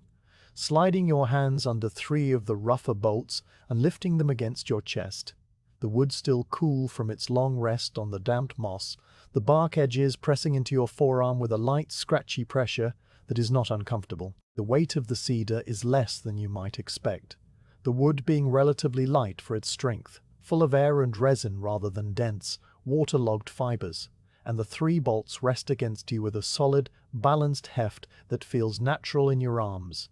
a weight you could carry many times without tiring. One of the pieces has a thin, loose strip of bark that dangles and swings as you walk, brushing against your thigh with a faint papery rustle, and another still has a single bead of sap clinging to its cut end,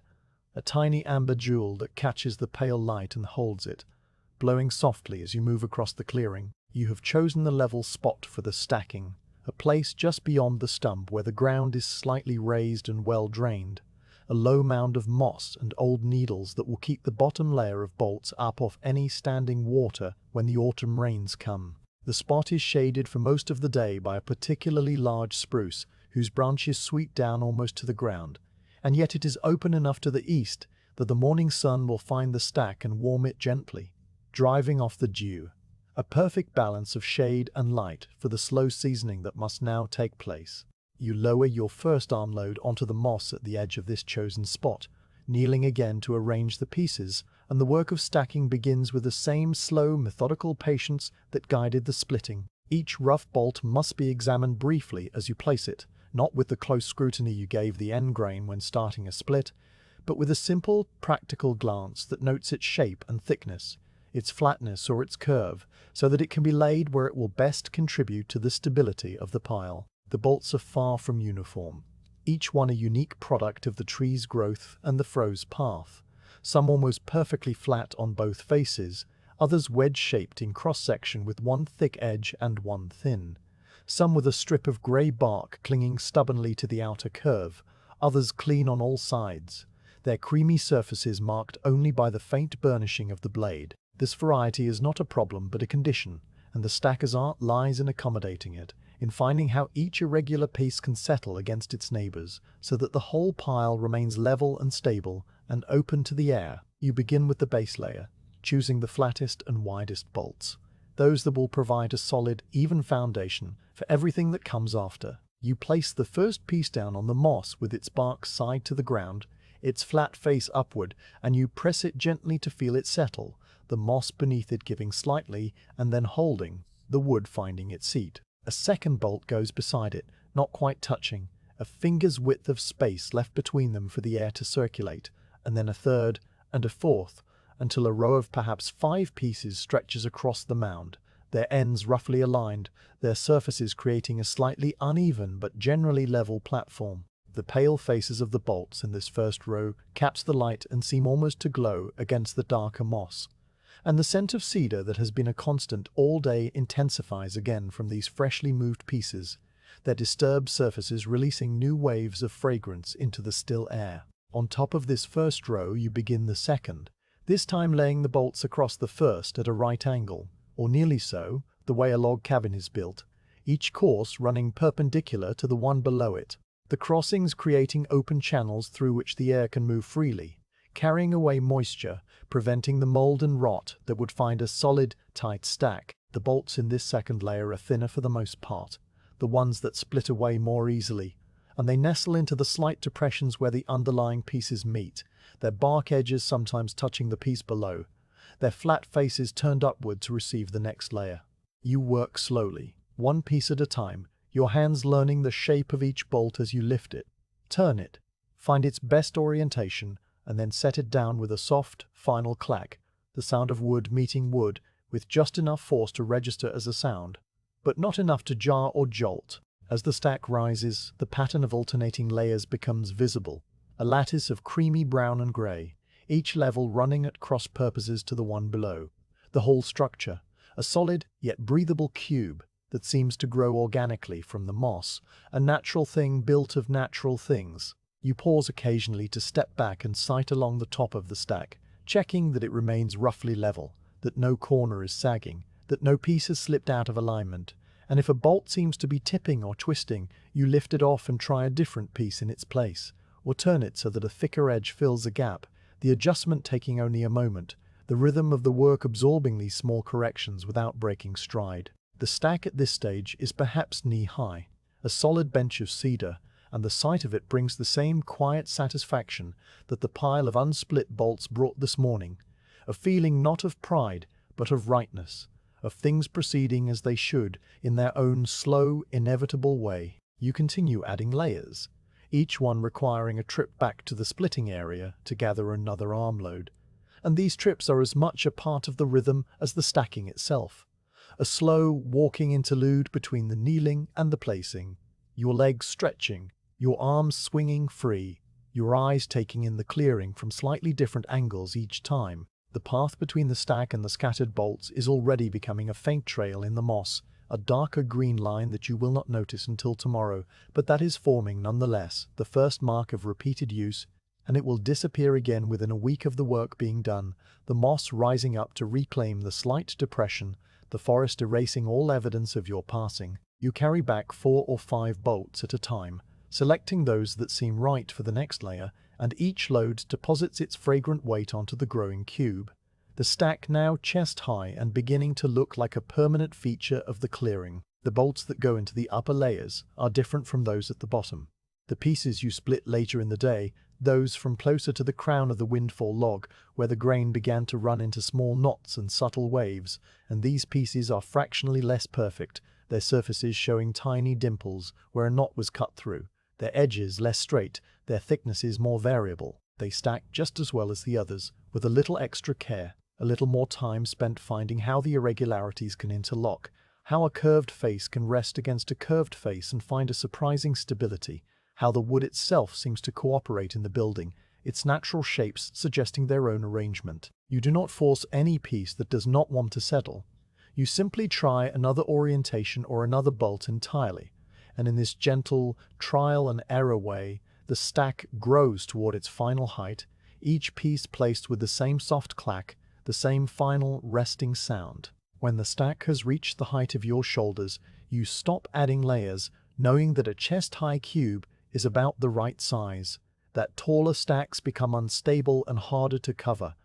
that this amount of rough bolts will yield a good many shingles when the time comes to split them further. You take a last armload of the remaining bolts, the pieces that were too small or too irregular for the main stack, and you lay them in a smaller, separate pile nearby, a kind of companion stack that can be used for kindling or for the shorter shingles needed at the eaves. Nothing wasted, nothing discarded. The clearing is almost tidy now, the scattered chaos of the splitting replaced by 2 orderly cubes of cedar,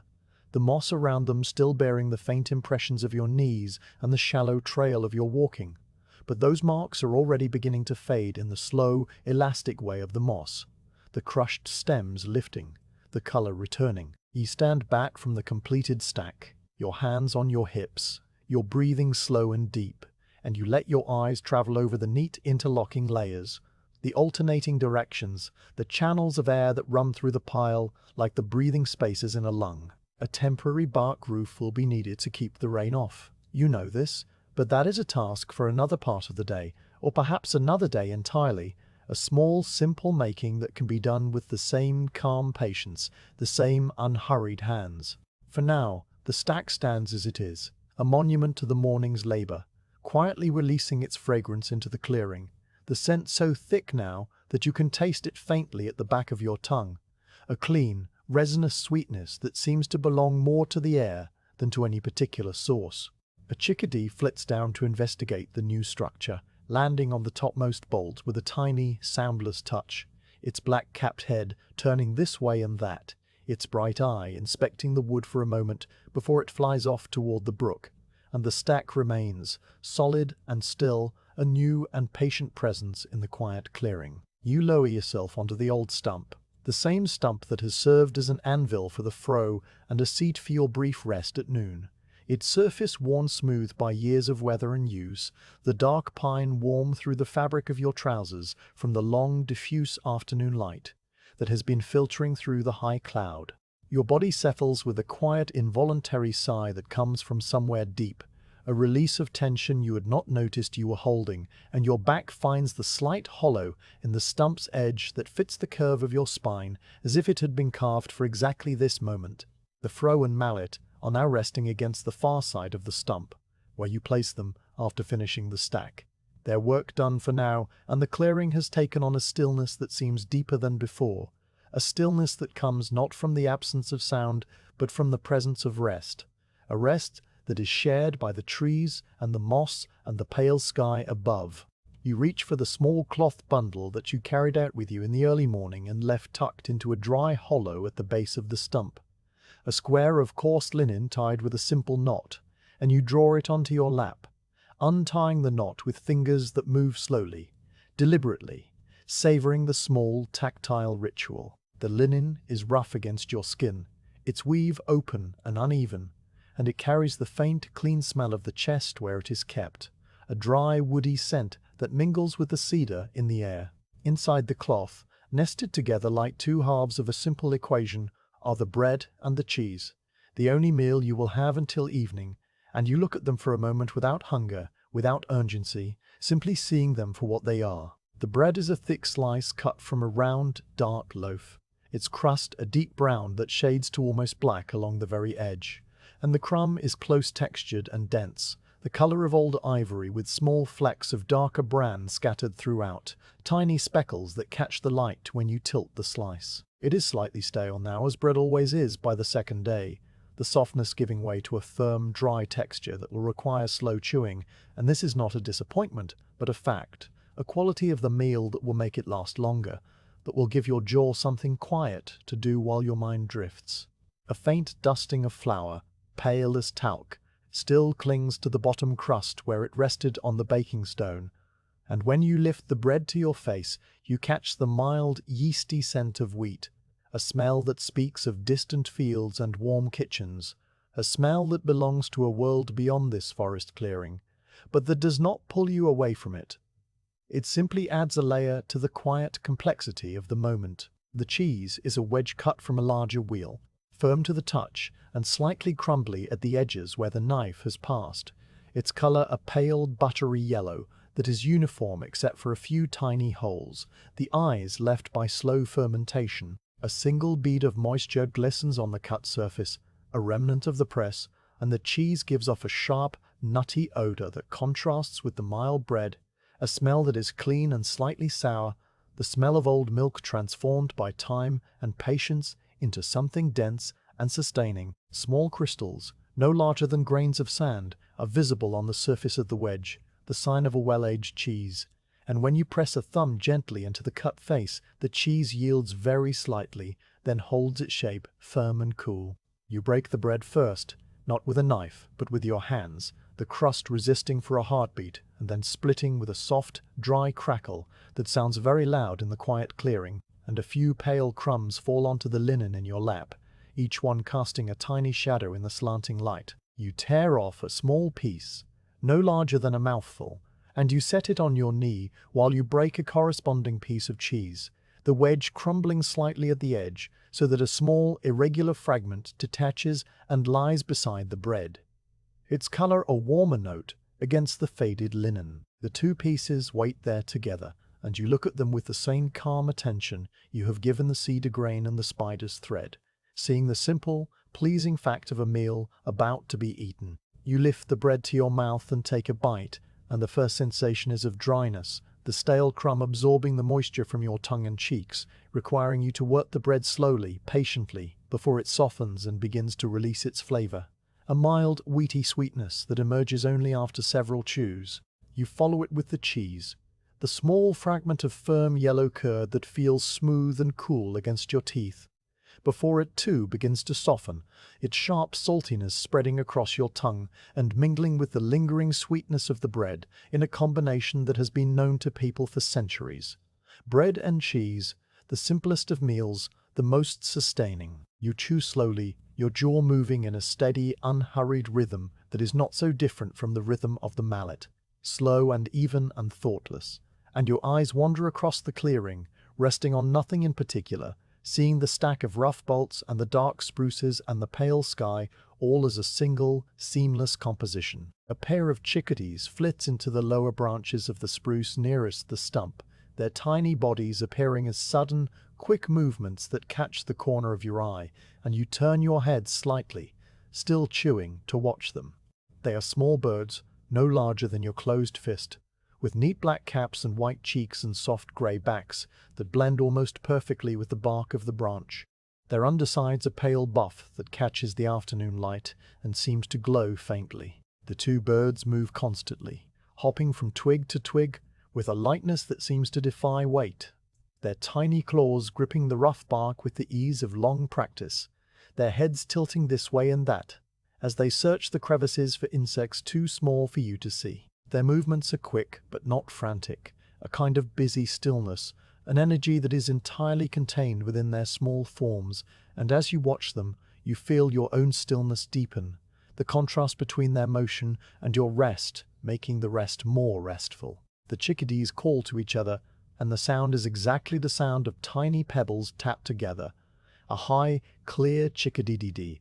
that is softer than a bell but sharper than a whisper, a sound that seems too large for such small birds, filling the clearing around them with a brief, bright music that lingers for only a moment before fading. They call again, the pattern of notes slightly different this time, a longer D at the end, and then one of them flits away to the next tree, followed immediately by the other, the two of them moving as a single, loosely connected unit, their small calls trailing behind them like a fading string of sound. You watch the branch where they had been, now empty and gently swaying, and then you turn your attention back to the bread and cheese, taking another bite, the flavors as simple and as satisfying as they were the first time, the slow chewing continuing. The afternoon light has shifted while you sat, the angle now noticeably lower, the shadows of the spruces stretching out from the edge of the clearing in long, finger-like shapes that point eastward across the moss, and the color of the light itself has warmed, the pale watery yellow of midday giving way to a deeper,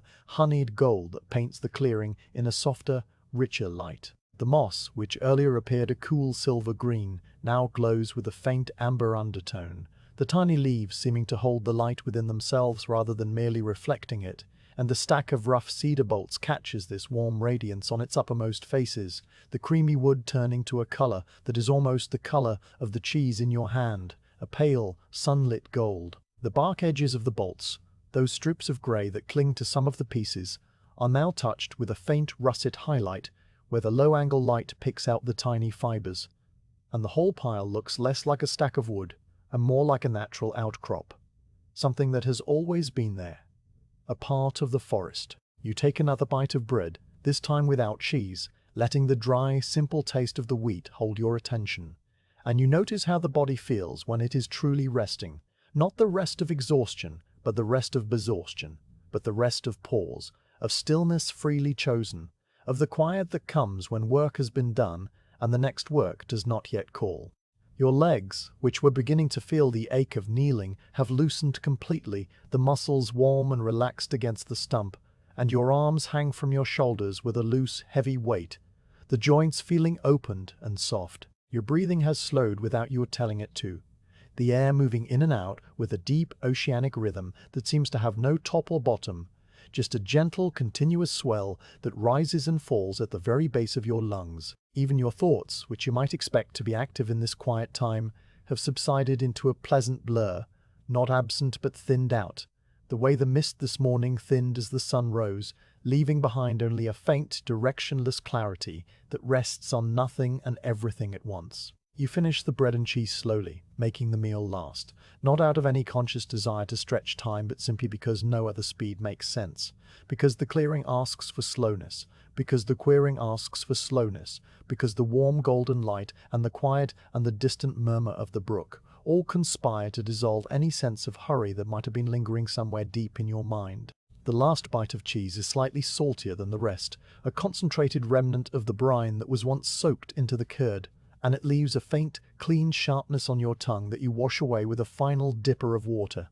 the iron-tasting cold of the spring, rinsing your mouth clean and settling coolly in your stomach beside the bread. You set the dipper back in the pail, the maple handle floating upward again, and you fold the linen cloth into a small, neat square, tucking it back into the hollow at the base of the stump, the bundle now lighter, its purpose fulfilled until the next meal. You remain seated, not moving to rise, not looking toward the froe or the stack or any part of the work that might still need doing, simply staying on the old stump with your empty hands lying loose on your thighs, your face turned slightly toward the warm slanting light,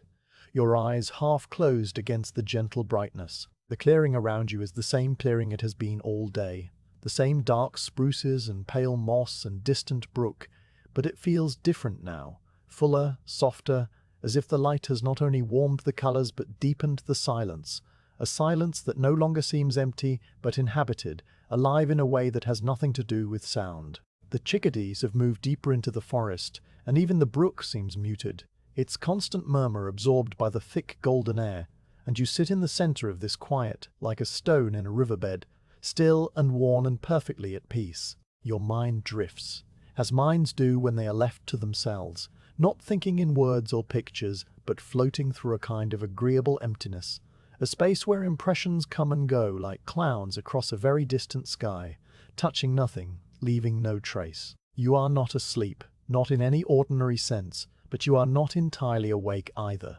You exist in a borderland, a resting place between the hours of work and the hours of evening, and this borderland has its own texture, its own slow, dreamy quality that asks nothing of you but to remain as you are, breathing the cedar-scented air, feeling the sun's warmth on your face, letting the moments pass without count or measure. The bread and cheese are a quiet, settled weight in your stomach, and your body hums with the faint, pleasant fatigue of the morning's labor, a tiredness that is not yet the tiredness of night, but simply the body's acknowledgement of work well done. After a time you do not know how long, a single hermit thrush begins to sing from somewhere deep in the ravine beyond the alders, its song a series of clear, liquid notes that spiral upward through the still air, each phrase a small, perfect melody that seems to hang in the golden light for a moment before dissolving into silence, followed by another phrase, slightly different, equally beautiful. The thrush sings for a long time, perhaps many minutes, its voice the only sound in the world besides the brook, and you listen without listening, the music washing over you like another kind of light, a sound that seems to come from inside the silence rather than breaking it, a deeper layer of the quiet itself. The song fades, and then returns, and then fades again, and then it is gone.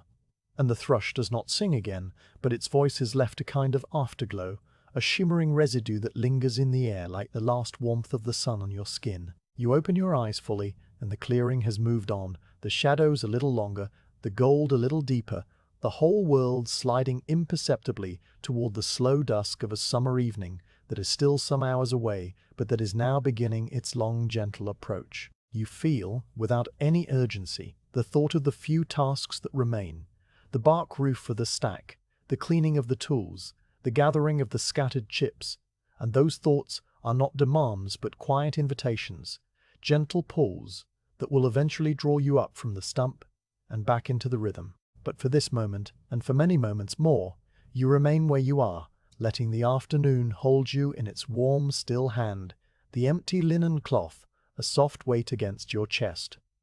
The song of the thrush, a fading memory, the body grateful for the rest, the mind drifting gently, peacefully, into an agreeable emptiness that has no name and no boundary. Only the quiet, golden, unending peace of the forest clearing under the high, pale sky. You rise from the stump as the afternoon begins its slow, golden descent into evening, the light now slanting sharply through the spruces and painting long amber stripes across the moss, and your body feels loose and rested, the bread and cheese a quiet, steady warmth in your center, the brief sleep of the mind still clinging to your thoughts like a soft, hazy veil. The froe and mallet are right where you left them, leaning against the far side of the stump, and you pick them up with the gentle automatic familiarity of a hand that has held them 1,000 times, the hickory handle sliding into your palm as if it had been shaped for this exact grip, the maple mallet settling into your palm as if it had been shaped for this exact grip, the maple mallet settling into your right hand with its compact pendular weight. The tools are still warm from the afternoon air, the iron of the froe having lost its morning chill, and the mallet's striking face now carries a fine dusting of pale cedar powder that clings to the compressed wood fibers, a faint, fragrant residue from the morning's work that you do not bother to wipe away. You walk back across the clearing to where the windfall log still lies, the great cedar trunk now diminished by the bolts you have already taken from it, and the remaining sections, the last few bolt lengths near the crown end, sit in a small, patient row on the moss where you left them. These final pieces are slightly different from the ones you split earlier. The grain a little more varied, a little more interesting, with small, tight knots showing as dark oval shapes on the cut ends, and you know they will require a bit more attention, a slower pace. But that slower pace is exactly what the late afternoon calls for. A gradual winding down of the rhythm, a deceleration that matches the lengthening shadows and the cooling air. You kneel beside the first of these remaining bolts, the moss now feeling cooler through the fabric of your trousers, the ground having lost some of its midday warmth, and you set the froe's blade against the end grain, searching as always for the subtle hairline crack, the dark radial thread that will guide the split. The sun has softened the wood's surface, just as you expected, the long hours of diffuse light and gentle warmth having taken the brittle edge off the outer rings. And this softening is a quiet gift, a small easing of the work that your hands recognize before your mind does. The froe sinks into the crack with a slightly different feel, a more willing give, the iron penetrating the first few growth rings with less resistance. And the first tap of the mallet produces a deeper, more muffled thud than the brighter sound of the morning, a sound that seems to belong to the slower, heavier air of late afternoon. You lift the mallet again and let it fall, the same easy pendulum motion, and the blade advances smoothly, the wood parting ahead of it in a long, gradual release that requires almost no twist of the wrist, the split running cleanly along the medullary ray, as if the cedar had been waiting all day for this moment of warmth and softening. You ease the froe free and lift the split piece away, turning it in your hands to look at the fresh face, and the surface gleams with that same pale, creamy sheen. The grain lines, straight and true, the faint scent of resin rising immediately to mingle with the thicker, more settled fragrance that now fills the entire clearing. The piece is slightly thinner than the ones you split this morning, the froe having run closer to the pith, and it has a delicate, almost fragile quality, a lightness that speaks of the wood near the tree's top where the growth rings were wider and the cells less dense. You set it on the pile with the others, the stack now reaching its final height, and you turn back to the bolt, repositioning the froe for the next split, the whole cycle repeating with that same slow, unhurried pace, the mallet rising and falling, the wood opening, the pieces accumulating one by one on the stack. The mallet head, as you notice in a brief pause to wipe your palm on your trouser leg, has become thoroughly coated with cedar dust, a fine, pale powder that fills the tiny checks and grain lines of the maple, turning the striking face from its usual dark amber to a lighter, almost frosted color. The dust is soft to the touch,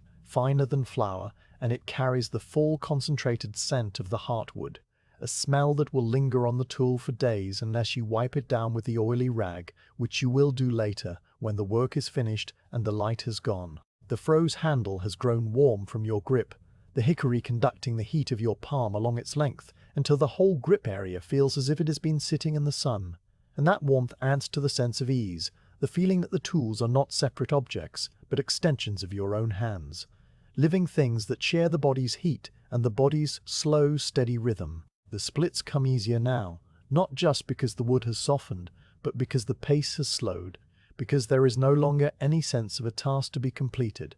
only the simple, moment-by-moment presence of the work. The mallet's weight doing most of the labor, the froe's blade finding its path with barely any guidance. You find yourself pausing more often between bolts, not to rest, but simply to look up, to let your eyes travel across the clearing where the shadows are stretching longer and longer, the spruces casting dark, cool fingers that point toward the eastern edge of the moss, the golden light catching the very tips of the ferns and making them glow with a brief, brilliant dream that will fade as soon as the sun drops another degree. The air too is changing, the warmth of midday giving way to a cooler, fresher quality, the slight edge that you feel on your cheeks and the back of your neck. The first hint of the evening that is still an hour or two away, but that is now making its presence quietly known. And then, as you are lifting the mallet for another tap, a new sound enters the clearing, a sound so pure and so unexpected that your hand pauses in mid-air, the mallet held suspended above the froe, your whole body going still to listen. It is the song of a hermit thrush, coming from somewhere deep in the ravine beyond the alders, a place where the brook widens into a dark, shaded pool, and the ferns grow tall and dense under a canopy of old hemlock. The thrush's song is not a single note, but a series of phrases, each one a small perfect spiral of liquid sound that seems to rise up through the still air like a bubble of light, turning and expanding, its clarity so sharp and so pure that it seems almost to have a shape, a visible presence, something you could touch if you reached out your hand. You lower the mallet slowly, setting it down on the moss without taking your eyes from the dark wall of spruces where the sound is coming from.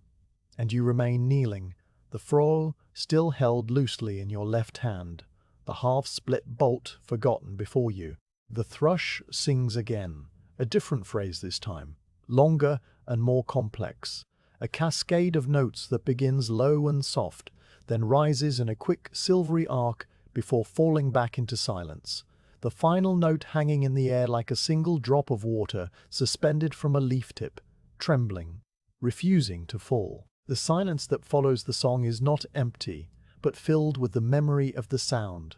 a kind of afterring that lingers in the ear, and you find yourself holding your breath, waiting for the next phrase, the next small, perfect offering from that unseen singer in the dark ravine. The thrush sings a third time, and this phrase is the most beautiful yet. A series of paired notes, each pair slightly higher than the last, the whole sequence spiraling upward like a winding staircase made of light, turning and turning until it reaches a high, clear pinnacle that it holds for a long, shimmering moment before releasing, the notes fading away in a slow, descending sigh that seems to drift down through the spruce needles like falling dust. The sound fills the clearing in a way that no other sound has all day. Not the brook, not the chickadees, not the tapping of the mallet. It fills the clearing, and it fills you, settling into the quiet space behind your breastbone, vibrating there with a gentle, lingering resonance that seems to slow your heartbeat, to deepen your breathing, to draw you even further into the stillness that has been building since dawn.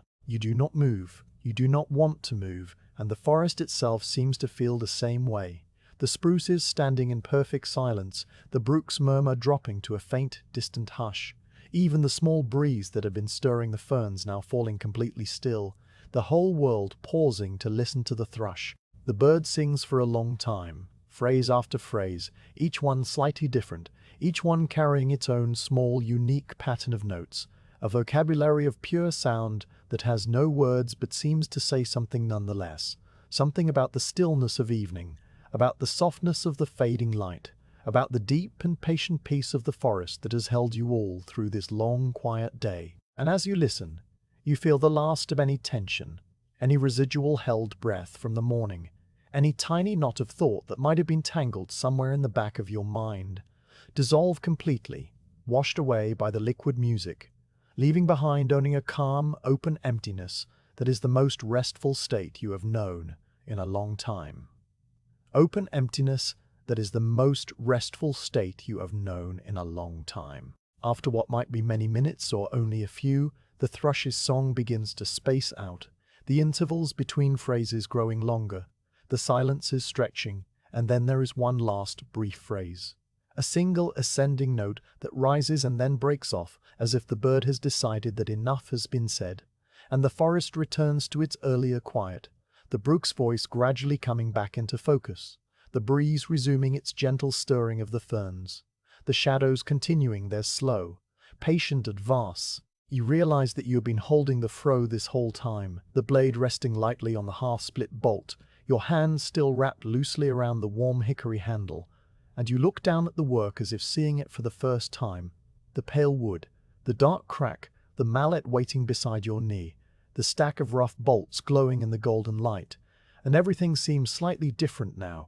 slightly more vivid, slightly more calm, as if the thrush's song has washed the world clean and left it shining. You lift the mallet again and resume the work, but the pace is even slower now, the rhythm stretched out by the lingering spell of the song, each tap of the mallet a soft, deliberate punctuation in the quiet, each split a gentle, almost soundless opening of the wood. The remaining bolts seem to fall apart under your hands, the grain so cooperative, the wood so softened by the sun and the warmth that the froe barely needs the mallet at all for some splits, the blade sinking in under its own weight, the halves separating with a quiet, sighing release. The pieces that come away from these final bolts are the most varied of the day, some thin and delicate, others thick and wedge-shaped, a few showing the dark swirling grain of a small knot,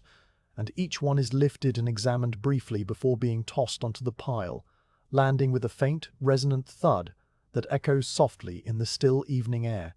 a sound that is more felt than heard,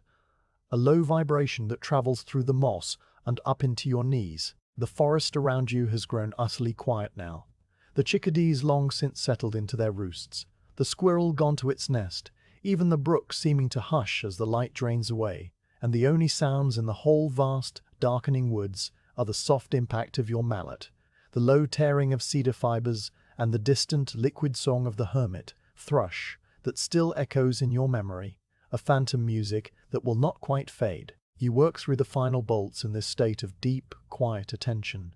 the evening gathering slowly around you, the shadows merging into a single, soft darkness under the spruces,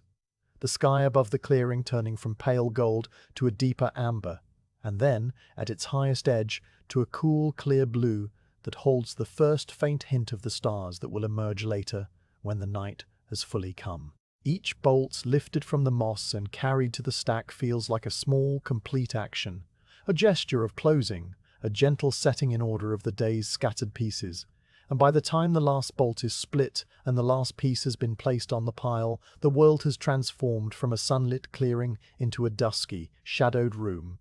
The walls of spruce now dark and indistinct, the moss a soft grey carpet, the stack of rough bolts a pale, luminous cube in the center of the gathering dusk. You stand for a moment beside the completed stack, the froe and mallet hanging from your tired, contented hands, and you look up through the gap in the canopy at the sky where the first star, a single point of silver white, has appeared just above the tallest spruce, clear and steady, its light so faint that it seems to waver as you watch, a tiny, distant beacon that has been shining for longer than the forest has stood. The hermit thrush sings one last time, far away now, its song reduced to a few faint, trailing notes that drift up from the ravine and then are gone.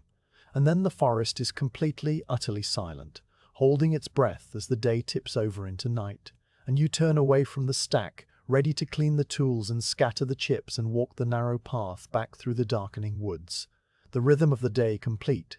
the quiet of the night already settling over the clearing like a soft, welcome blanket. You kneel beside the stump one last time as the dusk begins to gather in the spaces between the spruces, the light now a soft, fading grey that makes the clearing feel smaller, more enclosed, the trees drawing closer as if to protect the small open space through the coming night. The froe rests across your thighs, its iron blade still carrying the faint warmth of the afternoon, though the edge is now dulled with a thin film of cedar resin that has built up through the long hours of splitting, a sticky, translucent layer that catches the last light in tiny amber-colored streaks. You reach for the oily rag where it has lain all day on the corner of the stump, the linen folded neatly upon itself, its outer surface dry to the touch, but its inner folds still dark and saturated with the oil that has been working its slow preservation into the metal each time you wiped the blade. The rag unfolds with a soft, familiar rustle,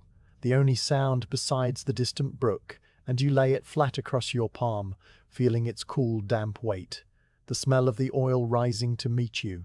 that same settled, faintly sweet odor you have known since morning, but that now seems richer, deeper, as if it has absorbed something of the day's work, something of the cedar and the moss and the long, quiet hours. You take the froe in your left hand and begin to wipe the blade, starting at the tang where it enters the hickory handle, your thumb pressing the oiled cloth firmly against the dark iron, and you draw the cloth slowly outward toward the cutting edge, one long, steady pass that collects the resin and the fine wood dust and the tiny, almost invisible particles of iron that have worn away against the whetstone and the wood. The oil darkens the metal immediately, turning the charcoal grey surface to a deep, wet black that gleams faintly in the twilight, and the resin dissolves under the cloth's passage, lifting away in faint, sticky strings that cling to the linen and then release, leaving the blade clean and protected. You wipe the flat side first, the side that faced the wood during every split,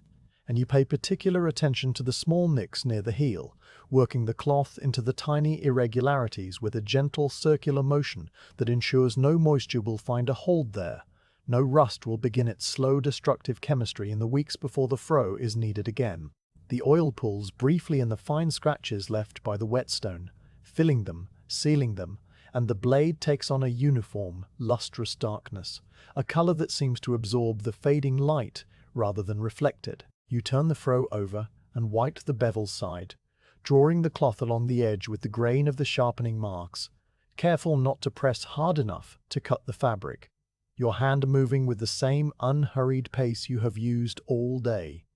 A pace that has become so natural it now feels like the only speed the world has ever known. The bevel gleams as the oil coats it, the thin silver line of the edge catching a final glint of the western sky before the oil dulls it to a soft grey sheen. You white the tang and the iron collar, working the cloth into the narrow seam where metal meets wood, and you white the peened-over wedge at the top of the handle.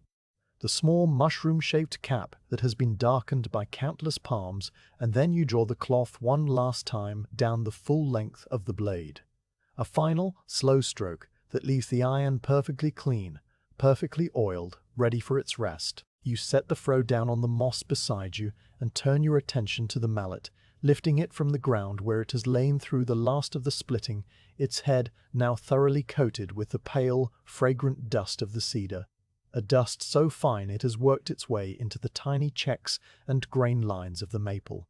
turning the striking face a soft, frosted gold. A few larger particles cling to the rim of the head, tiny fragments of wood that were compressed against the iron during the hardest splits, and you pick these off with a thumbnail, letting them fall onto the moss where they will be scattered with the rest of the chips. Then you take the oily rag and wipe the mallet's head, not with the same thoroughness you gave the froe. The maple needs less protection than the iron, but with a few gentle passes that remove the dust and leave behind a faint protective sheen, the wood darkening slightly as the oil sinks in, the grain becoming more visible, the warm amber tones deepening in the twilight. The handle receives a quick wipe as well, your hand sliding the cloth up and down the short, smooth grip, clearing away the sweat and the resin that have accumulated through the day. And when you are done, the mallet looks almost as it did this morning, solid and clean and ready, its weight still dense and reassuring in your hand. You fold the oily rag into a neat square, pressing the layers together so the saturated inner folds are sealed inside, and you place it on the stump where it will wait for the next day's work. Its work for now complete. The froe you lift carefully, holding it by the handle with the blade pointing downward, and you carry it to the base of the stump, where a small dry hollow has been scooped out of the moss, a natural shelf formed by a projecting root. Into this hollow you lay the froe, its blade resting on a bed of dry spruce needles that you gathered earlier, the iron kept up off the damp moss, the handle leaning against the stump at an angle that will shed any dew that falls in the night. You take a moment to adjust the angle, making sure the blade touches nothing but the dry needles, that the edge is suspended in air, that no moisture will wick up from the ground and find the freshly oiled iron. And then you are satisfied, the froe settled into its resting place with the same patient stillness it held when you arrived this morning. The mallet you place on the stump itself, its head resting on the flat, worn surface, its handle pointing upward and slightly outward, and over it you lay a broad, curved piece of spruce bark that you found earlier at the edge of the clearing, a thick, corky slab that has been shed by a mature tree and that now serves as a small, temporary roof to keep the night's dew from settling on the maple. The bark overlaps the mallet by several inches on every side, its inner surface pale and smooth, its outer surface rough and dark, and you press it down gently so it will not blow away if a breeze rises in the night, though the air feels so still now that any wind seems impossible, the whole forest holding its breath in the deepening dusk. The mallet, like the froe, is ready for its rest, its work done, its weight settled onto the old pine as if it has always been there, as if the stump was waiting all along to hold it through the night. The clearing is almost tidy now, the tools cared for and stowed, the stack of rough bolts standing silent and square near the spruce at the edge of the moss. But there remains one more small task, a final, gentle putting in order that feels less like work and more like a quiet gesture of thanks to the forest that has held you all day. The leftover bark and sapwood chips are scattered across the moss around the place where you knelt to split the bolts, a scattering of pale, curled shavings and rough, fibrous strips that fell away from the bolts as the froe separated the heartwood from the outer layers, and these remnants, though small and insignificant, are the last sign of the day's labor, the final evidence that a shingler worked here through the long, quiet hours. You gather them with your hands, scooping up the larger pieces first, the strips of grey bark that still carry the scent of the cedar, the thin, papery curls of sapwood that are pale and flexible, the occasional small chip of heartwood that gleams a rich reddish-brown, and you carry them in your cupped palms to the edge of the clearing where the moss is thickest, where the ferns grow tall, where the forest floor will welcome these small offerings back into its slow, endless cycle. You scatter the chips among the moss, not dumping them in a pile, but distributing them loosely, letting them fall between the stems and fronds where they will lie through the autumn and winter, slowly darkening, slowly softening, slowly returning to the soil from which the cedar first drew its long, patient life. The bark strips, already fibrous and porous, will absorb the rain and begin to break down within months, their substance feeding the tiny, invisible life of the forest floor, the fungi and the bacteria, and the small, blind creatures that turn all dead wood back into earth. The sapwood curls, lighter and drier, will take a little longer, their pale surfaces bleaching to silver under the winter snow,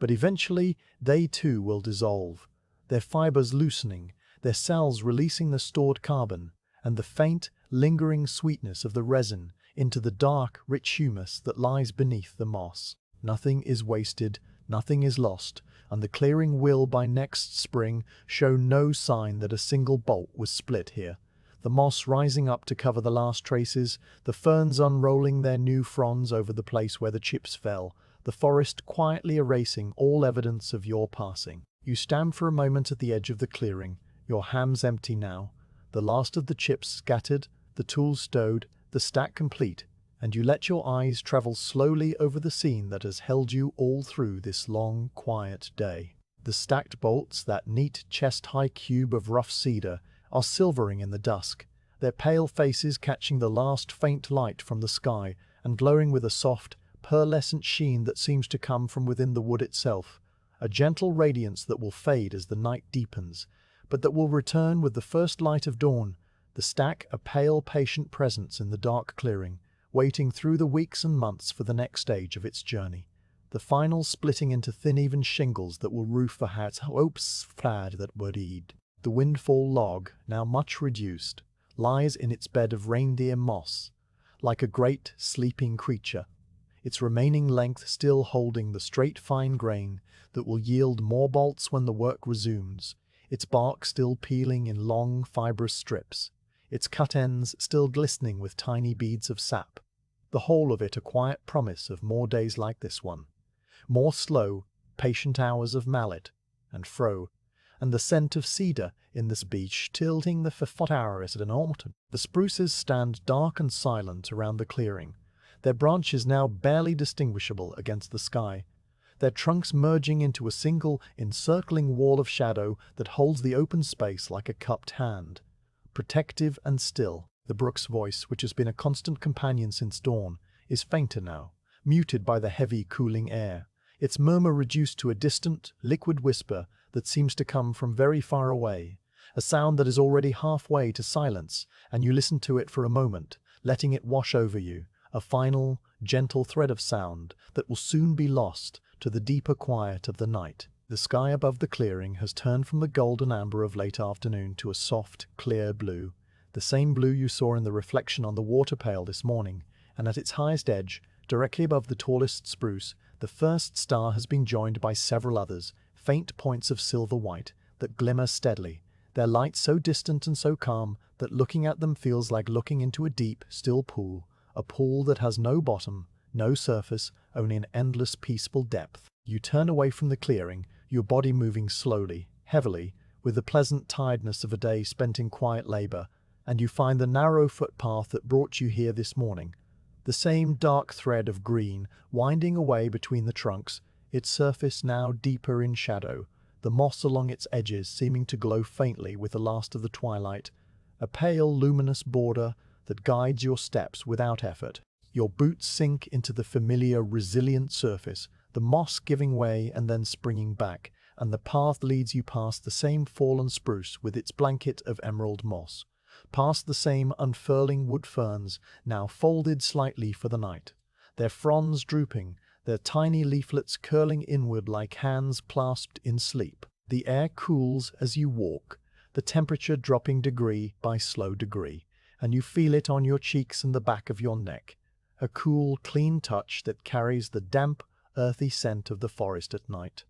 a scent of wet leaves and old wood and the faint, far-off sweetness of some night-blooming flower deep in the woods. The trees press closer along the path than they did this morning, or so it seems, their dark trunks rising on either side like the pillars of a vast, silent hall, their branches interlacing overhead in a roof of black needles that only occasionally parts to show a patch of the deep blue sky and the scattered, patient stars. The nuthatch that called this morning is silent now, roosting somewhere high in a spruce, its small body fluffed against the cool air, and the chickadees are invisible, tucked into some hollow or crevice where they will sleep through the night, their tiny hearts beating slow, their bright eyes closed. Even the red squirrel has gone to its nest, a ball of dried grass and shredded bark wedged into the fork of a spruce, its bushy tail wrapped around its body like a blanket, and the only movement in the whole dark woods is your own slow, steady walking,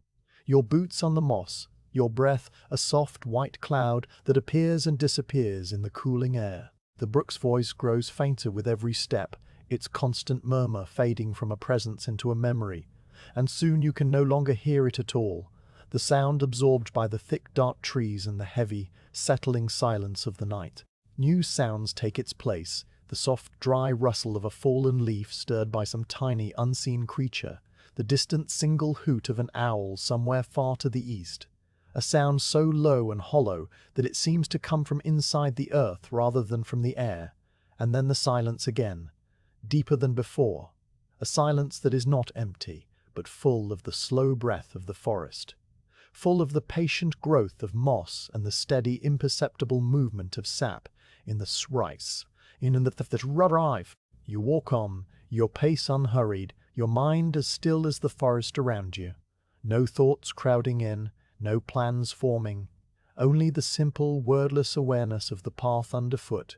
the cool air on your skin, the small, bright stars that appear and disappear between the branches overhead. The tiredness in your body is a pleasant, heavy thing, a warmth that radiates from your bones and settles into your muscles, and you know that when you finally lie down you will sleep deeply, without dreams, carried by the rhythm of the day into a rest as calm and as complete as the rest of the tools on their bed of moss and needles. The path bends slightly to the left, the same bend you remember from the morning, and you follow it without thought, your feet knowing the way, your body moving through the dark woods as naturally as the brook moves over its stones, as naturally as the cedar splits along its medullary rays, as naturally as the night settles over the Nova Scotian forest, soft and slow and inevitable. The clearing behind you is now a memory, a dark, silent space where a stack of rough bolts silver in the starlight, where a froe sleeps in its hollow and a mallet rests beneath its bark roof, where the moss is already rising to fill the faint depressions left by your knees, where the chips you scattered are beginning their long, slow return to the soil. The clearing will wait, as it has waited for decades, for the next morning, the next day of splitting, the next quiet rhythm of mallet and iron and wood. But for now, it belongs to the night, to the owl and the stars, and the slow, silent growth of the moss. And you belong to the path, the narrow, dark green thread that leads you home through the deepening twilight. The brook's voice now entirely gone, replaced by the immense, breathing silence of the woods. The sky above the canopy has deepened from blue to a soft, velvety black, the stars multiplying until they seem to dust the heavens like the cedar dust on the mallet's face, each one a tiny, steady point of light that has traveled unimaginable distances to reach this moment, this forest, this quiet walk through the end of a day that has been nothing but calm, nothing but peace, nothing but the slow, patient walk of splitting cedar bolts, in a clearing in the 1780s. The world reduced to the scent of resin and the weight of the mallet, of the soft, of the solder to my